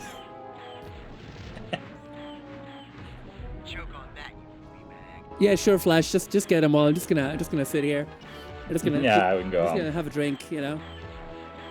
See, it was worth all that effort to get Flash to draw. He's pretty good. Kid's good. Oh, enemies near. What? Ah, there we go. We did it. And that's the space station. You can get in this one, can't you? I think. You can fly down the space tube. You know what? Why not? Let's go. Since we're here, chat, why not? All right. This is usually the predecessor to accidentally running into a wall. Yeah. Okay. Wait. I'm not sure. Get a little closer. It's showing the LOD for the. Yeah. It's the more distant LOD, and for some reason. There we go. There you go. Now that's popping. Yeah. Yeah. Look, we're flying. We're saying hello to the grateful members of the crew. You know, hello. And there's a couple of these like this. There's a Karathi base in one of the losing systems. You can fly in and see like the reactor core. Oh. You can fly into the Karathi carrier and strafe all the parked ships. Yeah. There's all these cute little things like that in Wing 3 that Or just the team in Austin having fun trying to do more with space. Yeah. You can fly down the gun barrel of the behemoth later. Yeah. Oh, do you know that was the thing that I noticed. Oh, I don't know how I turned the cockpit off, but I did. But that's something that I noticed when I was looking at the 3DO port. That I was like, because as you were saying, it was like an in-house port, and but there's no 3D like that. The models were much less complex, so you couldn't fly through them. You couldn't, but they were actually more detailed though. Like the behemoth. Yeah, the textures are higher res. Yeah. The behemoth looks amazing. Looks much better. Yeah. Need clearance, TCS. In fact, one thing the community really needs to do is extract those versions of the models because they're very cool to look at. Yeah. And it's one of those things where like the Doom community has figured out every single port and integrated them into different things. And I wish we had the kind of folks that could do that for Wing Commander. I'm a technical idiot, but I mean, in fairness, like the thing is, Doom got the source code really early. Like Doom. Yeah. I think the source code came out around the time like of Quake. Carmack posted the source code. So. And that kept it in the culture, and exactly the Wing Commander, which came out at the same time, didn't, because Electronic Arts let it fade away. And like flying, sir. Yeah. Thanks, Chief. Like, not saying that I would be able to get that out, but it's but we do have the source code, don't we? For Wing. We do, yeah. And, I would love to meet anybody who could do something cool with it. Sadly, wouldn't be me. Yeah. Oh, I love this because if you click on Rachel, she walks towards you a bit, I think. Yeah. Yeah, it's a cool touch. Yeah. Colonel, can we chat off the record? Don't we usually? Yeah. It's one of the things that I like about you. Ginger still has that hat, by and the the way. fact that I like you is why I want to say this. Go ahead. Oh, here's their You've got a look backstory. in your eyes that I've seen before. I had this fella see, and he went out one day and saw his wingman get fried. Started to blame himself, and no matter what I said or anybody else, it didn't matter. I think the first piece of fan fiction, any kind of fan fiction I ever read, was in 1994 on the Usenet. Somebody had written the story of Rachel's ex who goes off and dies in the war. It was a totally new thing to me then. And that look in your eyes is the same look that he had. Gosh, I should go back to see if I can find that somewhere. That would be incredible. Do you want to talk about it? She understands. She understands. So yeah, in case it's not being, in case we haven't made it clear, so you have two romantic options in this game, and it's Flint and Rachel. Rachel is the canon one, if I remember correctly. Yeah. I find I just go with neither these days, though. Yeah. Fly home alone in the shuttle. Can't get him out of my head. Maybe she ditched her craft in some neutral territory. Maybe she found out a way to sidestep the war entirely, but I kept thinking, one way or another, I'd hear. I haven't. Hey, maybe my guy and your gal got together out there. At least they'd be alive. Yeah. But then I'd have to kill him when he came back. I always love that line. Yeah, I always thought that line was very, I don't know. Rachel has this like upbeat quirkiness that is like so missing from most of the rest of the cast because everything is like the war, everything is so dire, and she's she's doing her best, you know what I mean? Yeah, and I really like, she almost plays against type. Everybody says, oh, it's Ginger Lynn, she's a porn star, this is so sexy, but there's nothing particularly sexy about her. She's kind of sweet. Very human. She's very sweet. She's like a very sweet, kind person, and I appreciate that. Mm-hmm. Ben, we're ready to call it here because it's 10:30 p.m. here in the U of K. But I wanted to say a big. I'm gonna actually mute for myself. Mute the game. But I wanted to say a huge thank you for doing this. I really, really appreciate it. Folk, I'm gonna, because I think my mods might be asleep. unless Boots are hanging out there. But I'm gonna link to the CIC. Is there anything else you want me to plug, or anything you got coming up?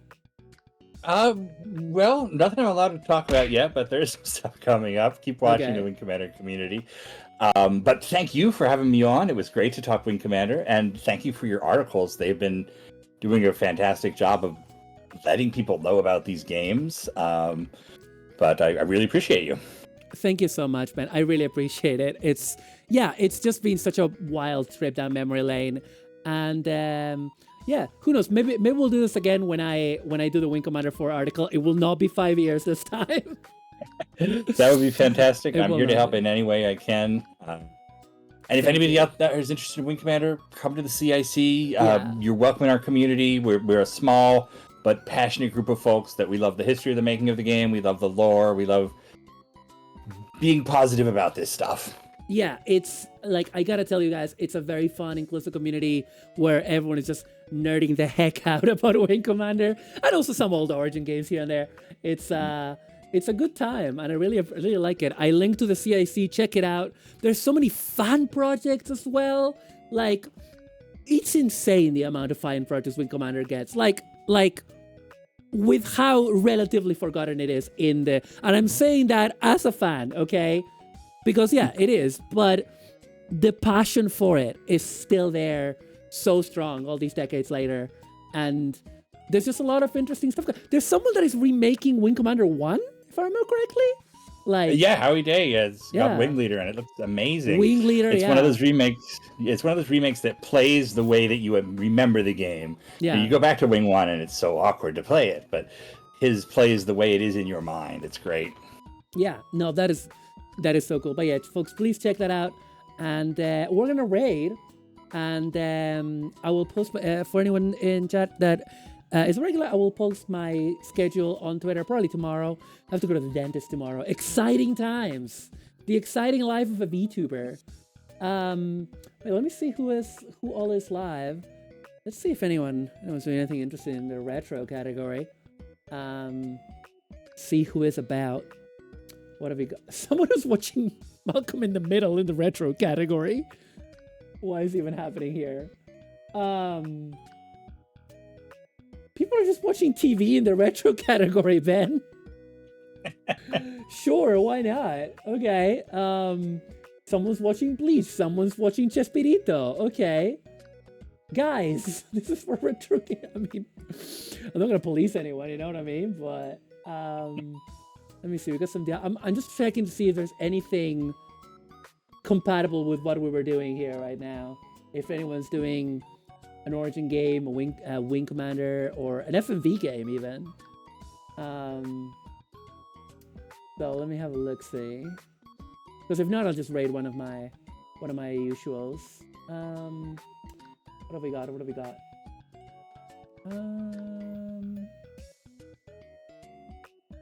Someone's rerunning AVGN. God damn. Okay, you know what? I need to go get dinner, so I cannot linger too. What the fuck? Okay, I cannot do this. I'm getting distracted. We're just gonna raid. I'm just gonna send you to my beloved VTuber wife Sonomi Khan, who is an artist, and she is vibing and making emotes, and she's a wonderful human being. Ow. So we'll do that now. And thank you everybody for the follows and the rates and the bits. And I will see you next time. I was trying to find a catchphrase there, like a Wing Commander related catchphrase. I can't think of any. Long live the Confederation. Long live the Confederate. Break and attack. There you go. Break and attack and go the heck over to Sono. Thank you everybody. Good night. And